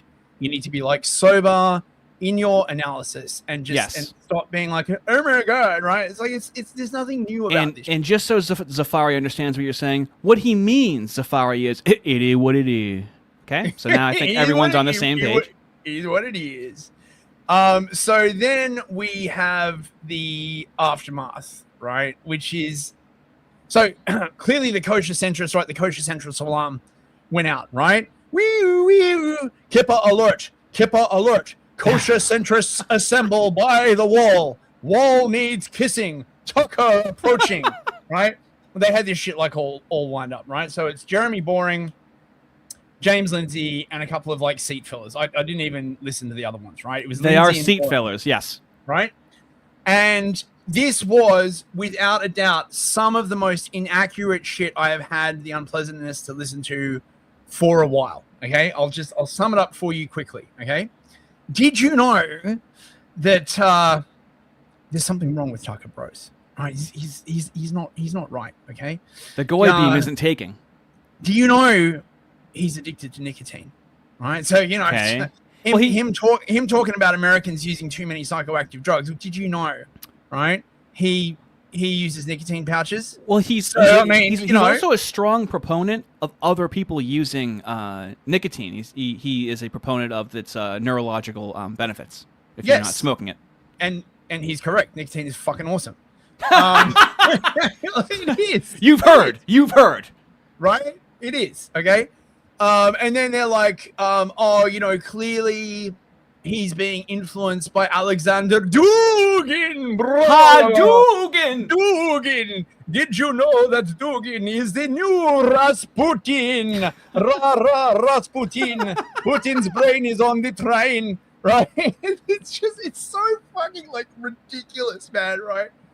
Oh, fuck me. Right, okay, I just have to get that out of my system. We'll play some healing hands. Healing hands in the chat, boys. And the multipolar lie that facilitates it doesn't fall, because if they lose Iran, they lose the game. China loses the game. Russia loses the game. And your of course, audio is super loud. You're going to want to lower that. Oh, for fuck's sake! It's finally loud enough. There you go. And the whole world reorganizes rather than what they call Asian century from 2050 to 2150. We might be looking at what they're calling actually Pax Silica, led by the United States, Israel, and its other allies, which is a completely different world with a unipolar alliance running everything again. Great. Well, that sounds awesome. You mean an AI-run world like that is like America and Israel running everything with LLMs? Oh, that sounds awesome. Yeah, what? You got a problem? Is there a problem here, America sir? and Israel, and other allies. Right, there's some other, but mostly America and Israel. Okay. James went on to say, we don't need a new America. We need a restoration of America, right? See, of course, restore. he never says how this is going to happen, right? Like, Lindsay famously is just incredibly fucking light on details at every single fucking point. It always comes down to like, we have to just keep doing the shit that we're doing and hope that somehow it all works out. Like, awesome. We don't need a new America movement. We don't need a new political party premised on left-wing economics and right-wing social policy. We need, I hate to say it, a good old USA. We need the ideals of the Declaration as ensconced in the system. Pause it real quick. We need a rootin' tootin' good attitude. We got to pick ourselves up. Insert other platitude here. We just need some good old-fashioned Good old boy, American ingenuity. It's all we need to do. You know what's interesting is like what he basically means is we need a country that has like right-wing social policy and left-wing economic policy, not a country that like because what they're basically like pushing back against is any form of national socialism, like any form at all. Okay, yeah, that's why they're like, oh my god, it's the snazzies, no. It doesn't matter like what specific policy platform you're like talking about. It's, you know, they're just going to say, no. We absolutely need to keep the system that we've got no matter what's happening. Institution. We need the civic virtue that we have lost. We need a reconstruction of the institutions, which after COVID did fail us. They've been failing us for years, being corrupted. And in 2020, they were I'm sorry. Civic virtue that we've lost. How did we lose? What gives your civicness virtue? Mexicans. Yeah. And Somalians. Right. How do you restore a natalist? Right. Virtue. Right? Civic virtue. I wonder if there was a way for people to take some sort of pride or ownership or collectivization of their land and feel like it's their country. Interesting. It's so fucking gay. Like, okay. If you are supposed to swear an oath to get into office, okay, and you are not religious, that oath is fucking meaningless. Like, oh, I swear upon this, like, you know, bad dragon dildo to uphold the Constitution of the United States that I don't goddamn believe in. Right? Like, it's like, virtue. Maybe we'll go back to like Greek paganism or some fucking bullshit. You know, the white collectivists, you know, aren't known for having virtue. You wouldn't know it. They are. They're actually very peaceful, very virtuous people. That's why they want to collectivize together, because of their virtue, which manifests in politeness in society, helping each other out, not putting money before people. Very simple community-driven things like that. You wouldn't know that from the news, though. No. Answer is a restoration of them, and the power to restore them is in the hands of every single one of us. It's not national change. It's not some great podcaster is going to launch a new political party and maybe run for president. Your hope is not outside. Your hope is in your actions. Go do something about it. Every one of us can do something. You just got to pull the whole political system up by your own bootstraps, bro. I mean, I thought I was kidding, but apparently I wasn't kidding. Apparently I was being descriptive. It's literally the bootstraps argument. You go, do something about it. Goes to do anything. Not like that. Don't do it like that. Yeah. Be an individual, right? And take on these organized ethno-religious groups that have more money than fucking... Take on these massive institutions that you guys prop up and work for. Okay, do something about it. I swear to God, he was like, fucking do something, I dare you. I swear it was underneath his breath when he said it that way. It's bound to work, bros. About it. If we do, we can keep the country. If we don't, the Tucker path is not going to lead us to a restoration and what's of the American Tucker path? virtue. It's going to lead to the very thing that he claims we're going to get. So the Tucker path basically is MAGA without all the mooishness. Okay? I think I framed that more indelicately earlier, right? When I was thinking about it, okay? So Tucker wants MAGA, but not MIGA, as it were. MIGA. Right? Not MIGA. MIGA. You hear that, YouTube? He said MIGA. There we go. You know, of course, I wonder how that comes out in the transcript. As you can imagine, this is extremely antiseptic. Oh my God, it's so fucking transparent. Like, oh, dude. If we don't follow him, which is national divorce, national ruin, national collapse, national violence, those are our future. Ironically, if we continue to listen to the politics of despair and long for some sort of revolutionary, I love it. Pause it. The politics of despair. Like you're as a white person, you can never be marginalized or have any legitimate grievances. It's never the time to talk about white people's concerns as a group, ever. Yeah, because it's not like constant inflation of the currency and like millions and millions of foreigners. All of that is done by communists speculation to destroy the material conditions to then go, look at how bad capitalism did when it was the commies doing it the entire time. this is Jeremy Boring. He's got one default setting, yes, right, which is just shut the fuck up, pull yourself up by your bootstraps, ignore the highly centralized ethno-religious networks that are like taking over your country and like fucking you over, these people who like work collectively against your individual interests. Just shut up. Shut up. He is king-controlled opposition. He wears that crown proudly. Americans have been doing for 250 years, which is being American. That's what the Americans have been doing for 250 years, man. Being American. Right? Now, I just want to play a bit of this, right? This is the Dugan. What spooky Dugan? This is so fucking tiresome. I swear they just invented. Does anybody here know about like Dugan that much at all, or like is it that influential? No, like, the way they make it seem. He's really not. I've got like a whole rock answer on this, right? Yeah. There's no evidence he influences like Putin's policy at all. They just basically dug him up because of this book that he did called The Fourth Political Theory, where he's basically saying that the principal ideologies of the 20th century were liberal democracy, Marxism, and fascism, and that like some kind of like fourth theory is going to sort of come of age as a result as these all sort of reach their end point, basically, right? That's basically his like thesis. Okay. According to Dugan, his aim is to take elements from all three, neutralize and decontaminate negative aspects such as racism, and incorporate themselves into this new ideology. He refers to this ideology as a timeless, non-modern theory valid for all time. Now, no theory is valid for all time. How much has the left been allowed to craft and morph their ideas for the last century? Even if we don't agree with them, can the guy just fucking cook? All right? Yeah. We need as many ideas as we can get on the right, okay? Now, also, Dugan is very anti-Western, actually.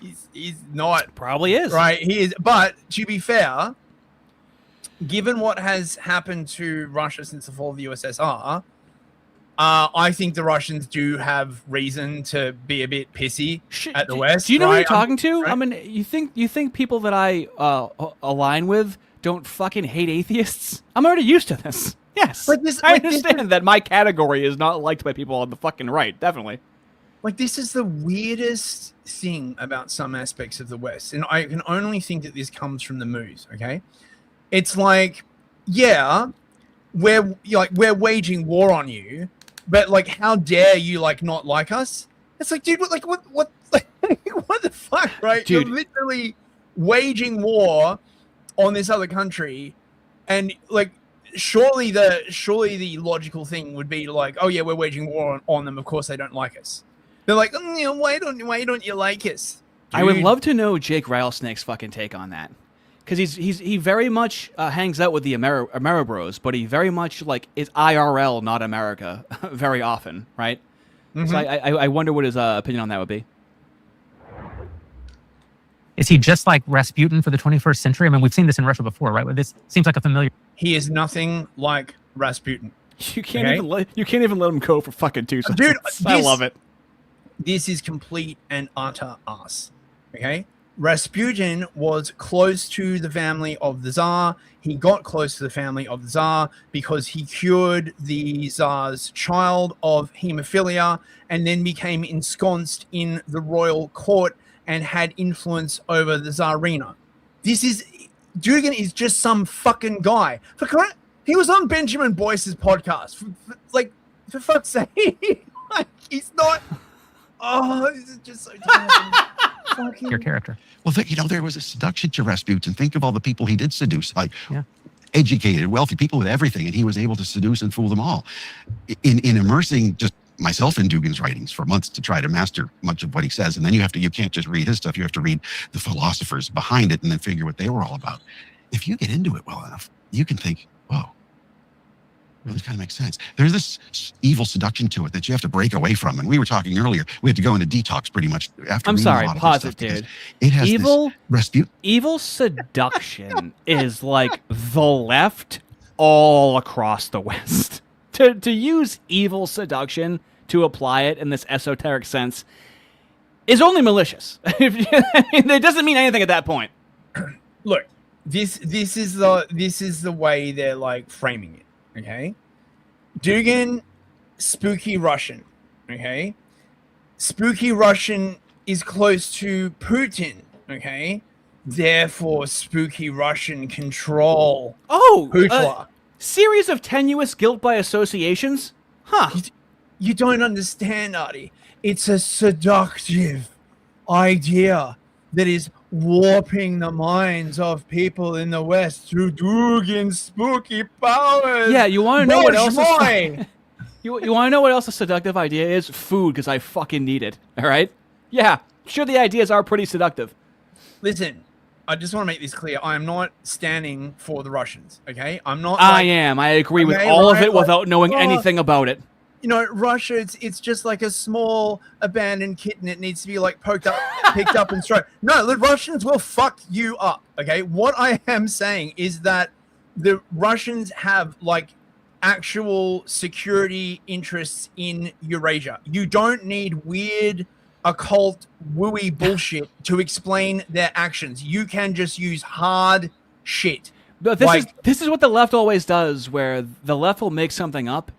It's like an ethereal straw man argument. Well, they'll make up something that sounds crazy and go, yeah, doesn't that sound crazy? It's like, yeah, the thing you made up that they don't believe sounds fucking crazy. Absolutely. It's crazy because you made it up. Yeah. Like effect on you. It's otherworldly. When you watch Tucker give otherworldly tonight, and I don't want to get into ad hom. I mean, obviously, I have a perspective on Tucker, and I have a way of viewing him that isn't Oh, don't worry. They totally get into the ad hom. They just do that thing where they say they're not going to, and then they do it on the fly. You can see it coming. No longer charitable. I shouldn't say is no longer charitable, and obviously that colors somewhat what I see.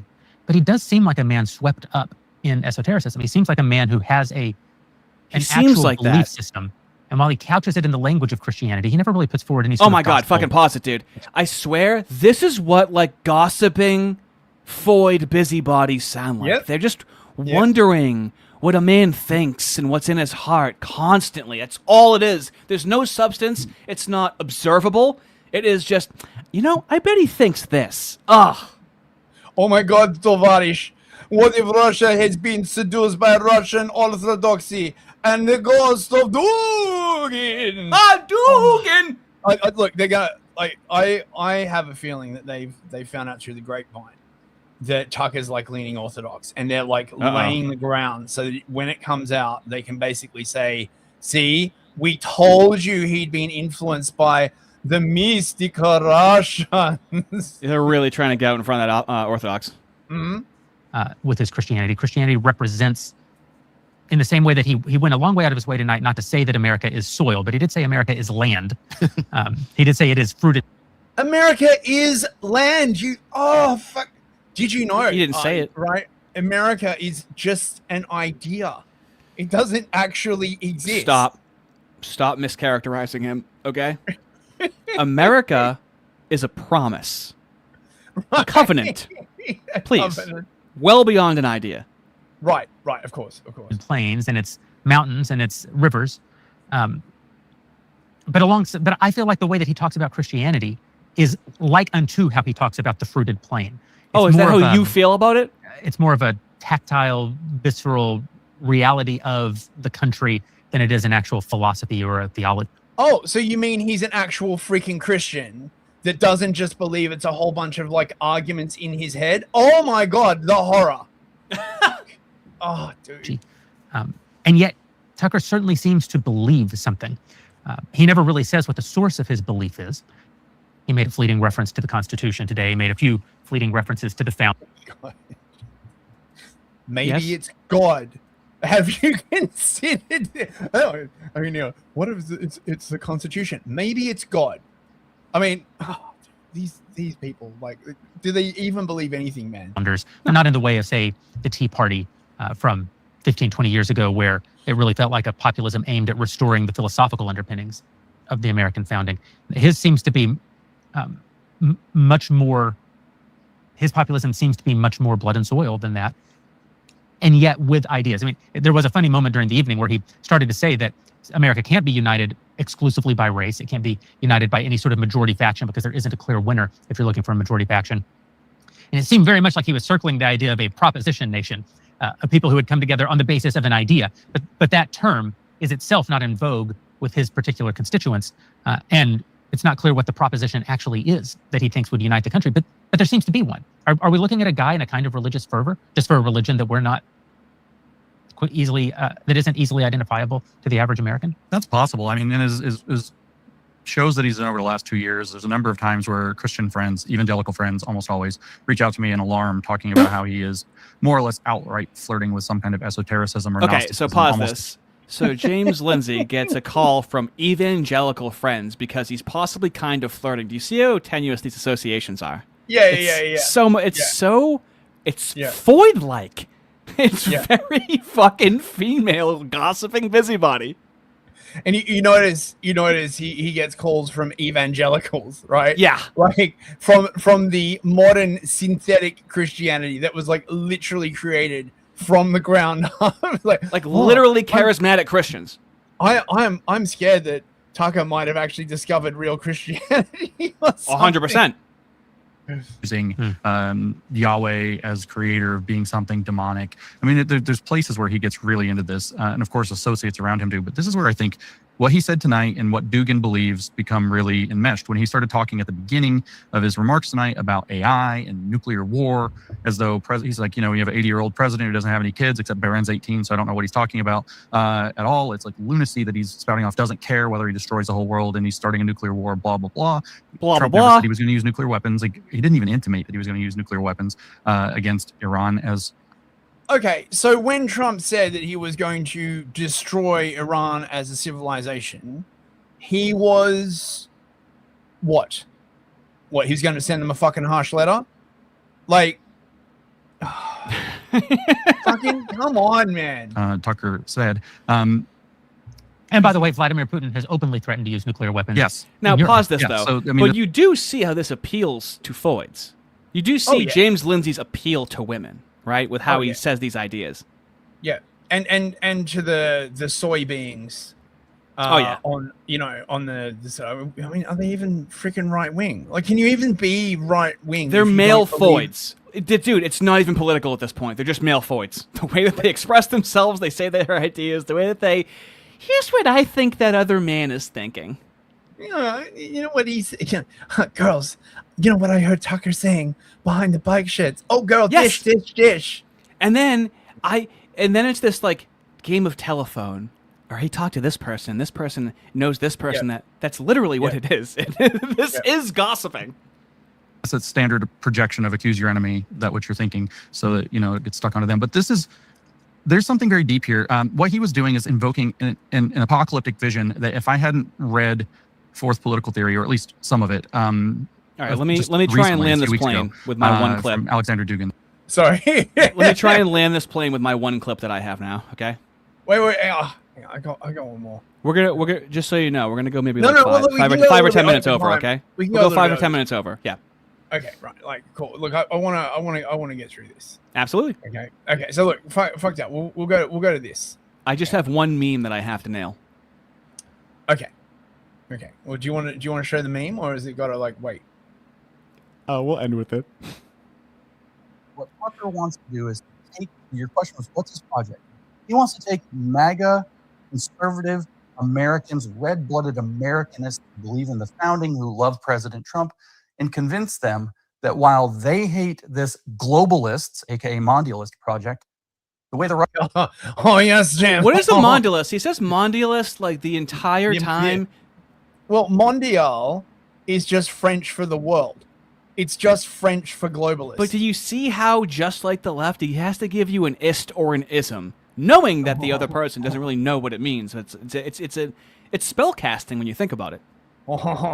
Ardy, le mondialiste. I will now go and get stabbed by a Muslim in Paris. Socialism, yeah, Marxism came from the French, actually, right? So is the French. Oh, yeah. He's All honestly of the bad scapegoating things the came- French. The religion of French. Russians are doing it is better. They're resisting it better. Tucker's resisting it better. So abandon President Trump and get behind them, whatever his new project is going to be, because that's what's really going to resist. But what he's actually doing is pulling them out of the American project and into this new project, which is rooted in the ideas of, like I said, autarky, this idea that we can be totally self-sufficient within our own borders. For him, isn't it R-tardy? I'm so sorry. Autarky. Yes, because the American system is basically right. You get the Republicans in, they go to war in the Middle East. Then you get the Democrats in, they import like gajillion Somalians. Then you get the Republicans back in, who go to war in the Middle East. Well, this is the issue The with Americans. It's just what the founding fathers envisioned, mate. Well, this is the issue with neoliberalism, which reduced nationalism and increased globalism, and this is hugely where GDP go up came from. Moosh. And then we have neocon, which we seem to just get into wars with places that Israel wants us to get in wars with. Not all the time, as we always hear, but the main ones. A lot of the main ones seems to be that. So whenever we try to go to paleoconservatism, which paleo just means old in that regard, and we didn't even make that term, by the way. That was made by, I think, a neocon. And we just like, yeah, whatever, paleo, whatever it is. The true right wing is like, fucking call it whatever. Yeah, fucking paleocon, sure. We see that they will jump in front of bullets to stop paleocons from taking any power. Oh, yeah, of course, because the paleocons do not love Israel enough. It's Well, they're pro-white. Fundamental reason. That's like what it all comes down to. They believe white is a nation. Yeah. Kind of a backup plan, but is very expensive. It bankrupted the Nazis when Hitler got too hooked on it in the 1930s. Dugin's very big into this. He believes that the Asian empire, empire, not continent, the Eurasian continent has the necessary resources to be completely self-sufficient. And you have that kind of where Tucker's talking about being productive, was that we're going to bring all of our kind of manufacturing back. We're going to grow all of our own food, et cetera, et cetera. And not that we couldn't, it's just that it's not necessarily the best way to go about things. So what I think anyway. How's that working out for you, James? Now that like Hormuz is like closed, right? Now that like we're running out of like fertilizer, right? I mean, how is that working out for you? They will concede things are not working the entire time. They will they are quick to make the concession. Things haven't been working for a few years now. But hey, come on, kiddo, you'll turn around. This is the bait and switch, okay? They basically frame anyone who wants to be more isolationist, right, and reshore sort of critical infrastructure as basically being North Korea. That's not. I don't know anyone in America who is advocating for North Korean style autarky, juche, they call it, self-reliance. Okay, because North Korea basically got cut off by everyone, so like we've got to make it all ourselves. I don't know anyone who's like saying that. I digress. What I think he's trying to do is that there are two opposing things, two opposing movements or causes, recognizing that mondialism was bad job. That it has, if it was ever useful, it's reached its logical conclusion and should be jettisoned, should be left behind. We can't force an open society. We can't democracy build. This is not a good deal. And there's two ways to oppose it: MAGA and whatever this multipolarist project is. And Tucker's trying to siphon MAGA people off into the other project. Right, but listen, James. The problem is, okay, that to prevent multipolarity from emerging, America is going to have to go to war with Russia, China, and Iran, and North Korea, and probably a bunch of other countries. We're the good guys. Okay, we always win in the end. To preserve the unipolar moment, you are going to have to glass at least one or two countries, and then get all of the other countries. Like, you'll have to break up Russia, you'll have to like cow China. Millions and millions and millions of people. Isn't that kind of the ultimate authoritarianism? Unipolar. No, it's not. It's when the when the moves do it, it's virtuous somehow. Fuck. Yeah, you're right. Which is more angry, which is based in a critical theory. Oh my God, pause it. I'm so glad you picked this out. See, which is more angry. Now, the left will say you're hateful, right? James Lindsay just says angry. It's the exact same thing. You hate people so much, you're so angry. That's the Saul Alinsky ridicule. Yep, and they're like what why should you be angry? I mean, we're not going to do anything to like actually. Where's the truth factor? Should they be? Ought they be?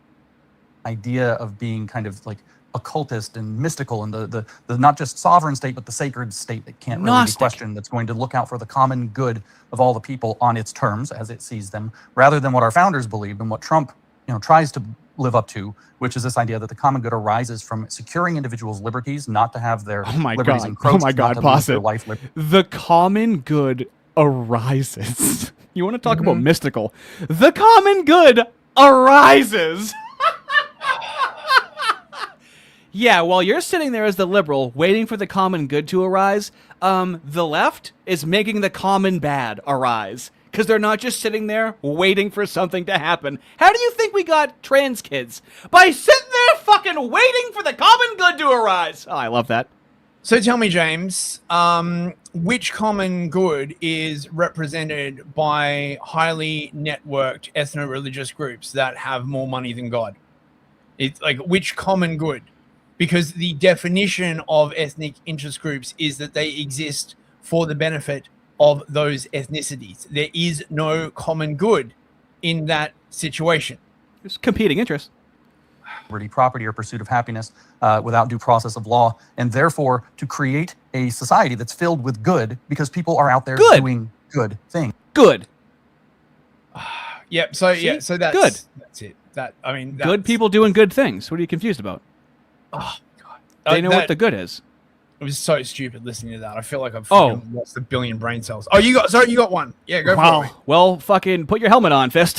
What do you think I'm going to give you? Now, strapped in. Now, I'm going to try to give a much more comprehensive overview. That was a good try, Fist, but I think I can do a little bit better. The more comprehensive historical and geopolitical overview of what's going on in this conversation, okay? Them is floating around in the ocean, grasping for a life preserver. Yeah. And this image being thrown out is that thing.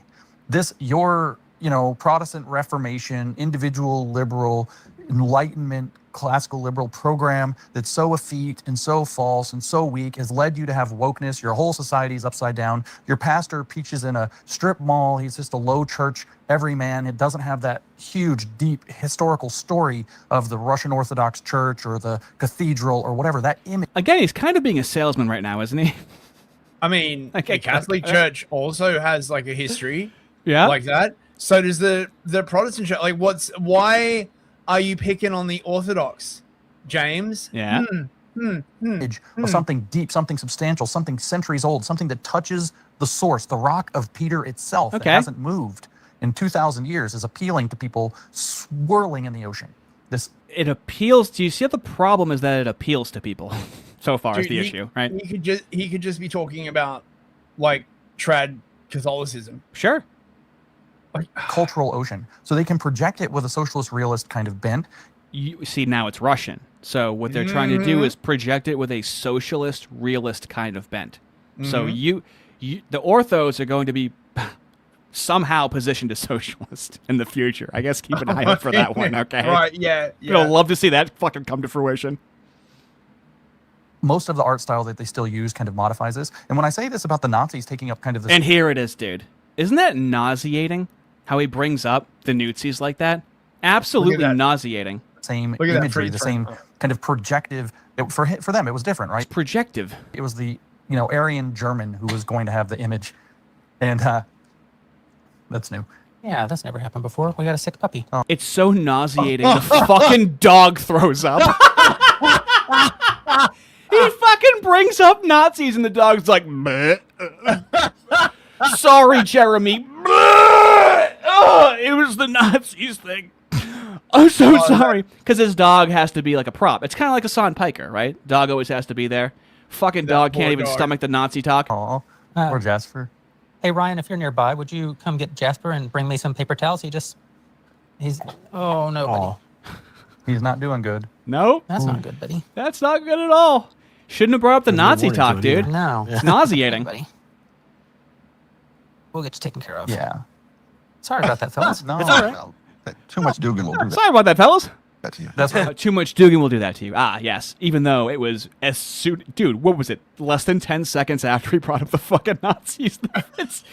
All right. Maybe there was a cut. Okay, that's fucking like very, very unlikely. That is really hard to nail down. Like we said, detox. Right? It's I'll pure get this. detox. Yeah, if you'll take him, thank you. Yeah. Oh, thank you. Oh man, I'm sorry, guys. No. Totally fine. Poor pup. Yeah. Yeah. Guy. Okay. He hates communists. We're done being nauseating. Just don't bring up the Nazis. Imagine the smell. Like, Yes, right next to Jeremy. Yeah. You've got to sit there with the lingering scent of dog. He needs his dog prop. Yes. Your conversation for an hour.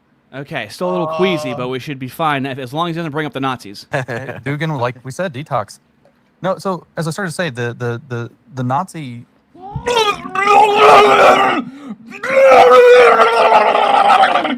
Oh! I think it's contagious.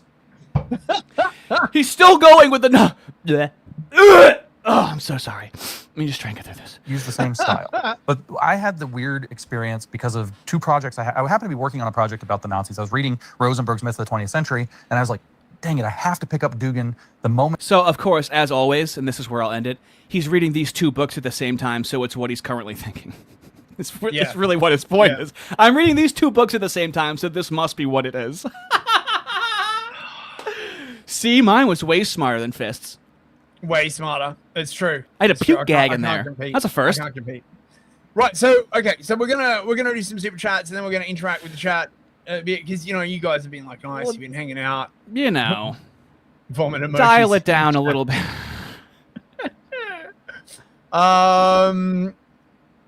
New GM for $5. Thank you, He's mate. rocking everywhere. Counter fist. If you just have a crazed leftist, hit Kirk. If he misses, Kirk probably is not going to focus on Israel or say no to security money. Not only that, there is an old Mooish scam that was used against like rappers in New York. It's called the White Knight scam. Okay, where basically you are the danger and the savior. Okay, so you fund people, right, to like stage like a hit or some sort of stuff. Okay, and then you offer them protection. It's like it's a very, very advanced scam. So I don't know. Let's see. Oh no, wait, hang on. I already did that one, I think. Didn't I? Oh no, because you did Rachel's one. Okay, right. Correct, yeah. Grandmaster Sub-Zero for $10. Oh, yeah, Brad. Restart the stream. It was promised to me 3,000 years ago. He's learning. He's learning. Very nice. Thank you very much. King Spectre for $5. Oh my god. I don't know how he does it. Lindsay is more platitude than man now. More a collection of metaphors than physical flesh, which is impressive considering his math.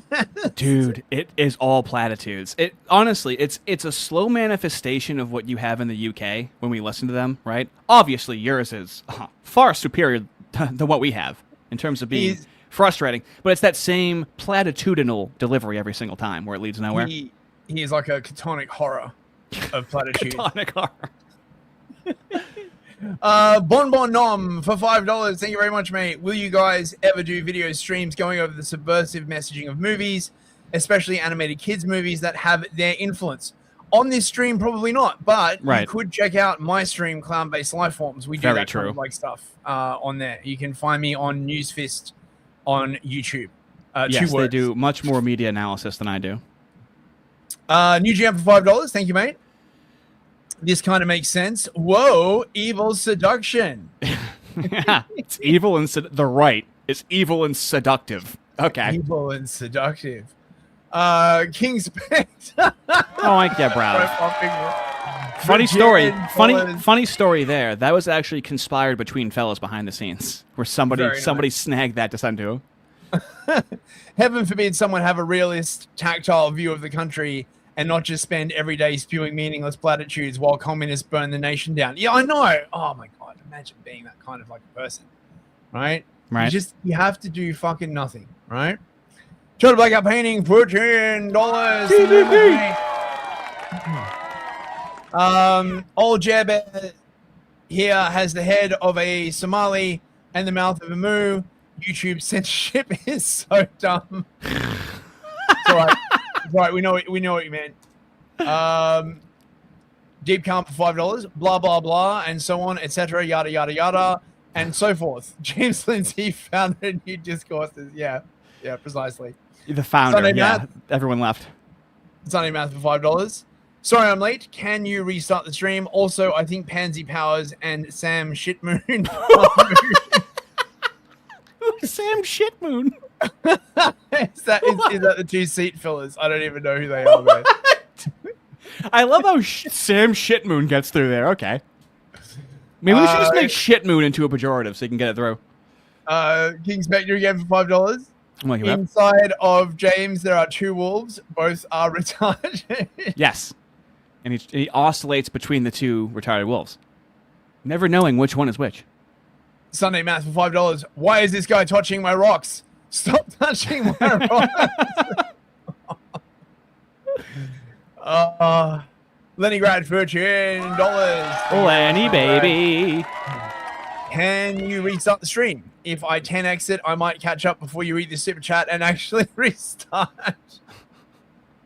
Good to see you, Leningrad. I hope you're doing all well, mate. Sunday Math for $5. I told you not to touch my rocks, and now they're all over the couch. And Sunday Math again for another $5. Can the retards not spell, or do we have to censor everything now? Dude, I don't know what the rules are, but I hear they're very, very hairy rules.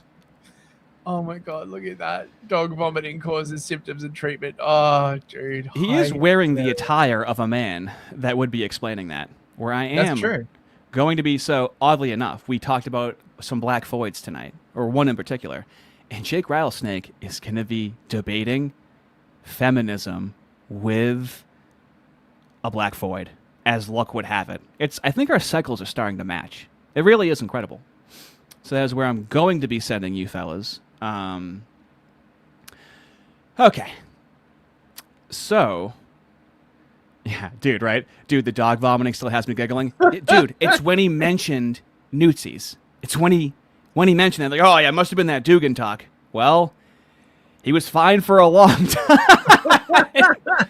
I couldn't believe that, dude. I thought they might actually like cut it out, and then we wouldn't have the dog puking. So I actually have a backup of the dog puking just in case they took it out, but they didn't.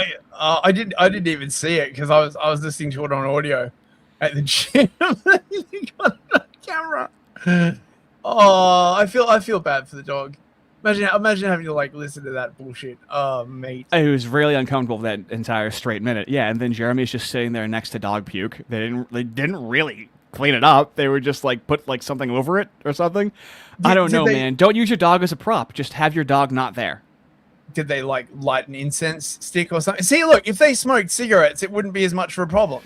Right? you take the dog out of the room, right? Yeah. You light up a cigar, and it's all fine. We all know one of the most common reasons why people smoke is to hide odors.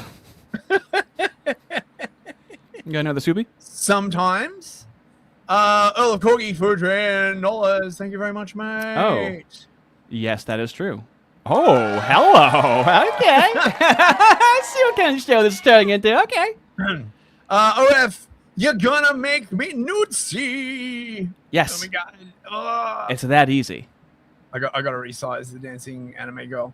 That's a new one. Is that what you call it now? Resizing her? Yes, that is what we're calling it. Resizing. Yeah. That's from my old show. I used to use that a lot. Oh shit! Wait, I've still got the comment up. Wait, what's going on with my? Not a problem. Thing? Right. Okay. Terrific. So that's where I am sending you fellas right there for more punishment if you have it in you. Nice. He does have a nice Wiley chat as well, and Mrs. D is in there as well. So got some friendlies in there. So I am gonna probably bang out a video on this Candace Owens, Andrew Wilson thing, and there's gonna be people. I might even do a stream in the comments, dude, depending on how the comments go, because the people that, as you saw tonight, Fist didn't allow me to get one guide. He saw me leaving. He goes, Ardy, don't go toward the light. Don't get one guide. It's just, Andrew's dumb. It's like, okay, I don't know. I've never, like, typed that as a comment. I've, like, said what the thing in my head is, right? Do you ever just comment that, like, this guy's stupid? No. That's all I've really seen about Andrew, and then just the same lefty tropes. So hopefully people in my comments can surprise me and give me some substantive criticisms.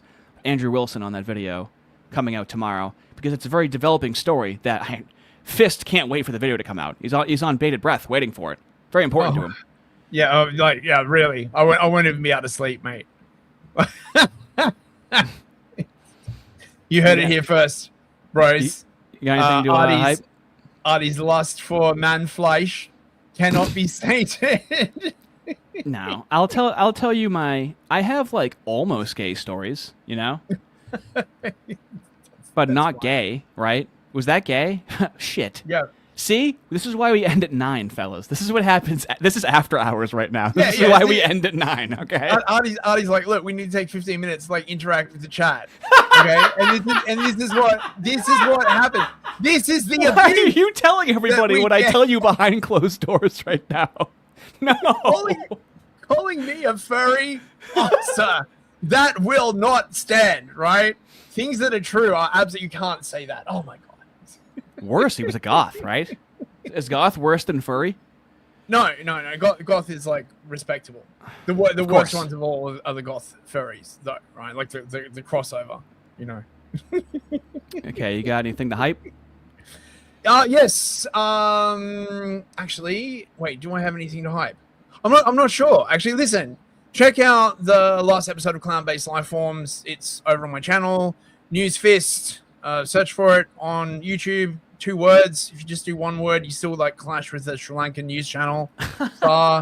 There's an interview with the PR guy from like AfriForum from like South Africa about like lessons the West can learn from South Africa. If you're interested, and I don't know what I'm doing, like, so I'm gonna have a couple of days off. Yeah, I think, mate. Yeah. Cool. All right. How about you? You got anything to show? You got your video coming out, right? I'm going to be banging out that video, so I don't know what I'm going to be doing after that because I have to think of one thing at a time, fellas, to get it done. All right? I'm a one day at a time kind of guy. See the abuse I have to put up with in chat. I can't believe it. Oh my God. This is the roasting. They're sweethearts. It's what men act like when their girlfriends aren't around versus what they actually act like. It's hilarious. Have a great night, guys. Thank you so much for the super chats. Love it. Enjoy more punishment. Oh, look at Jake Rattlesnake's getting animated. Okay, I'm gonna send you guys there now. Goodbye, fellas. Goodbye.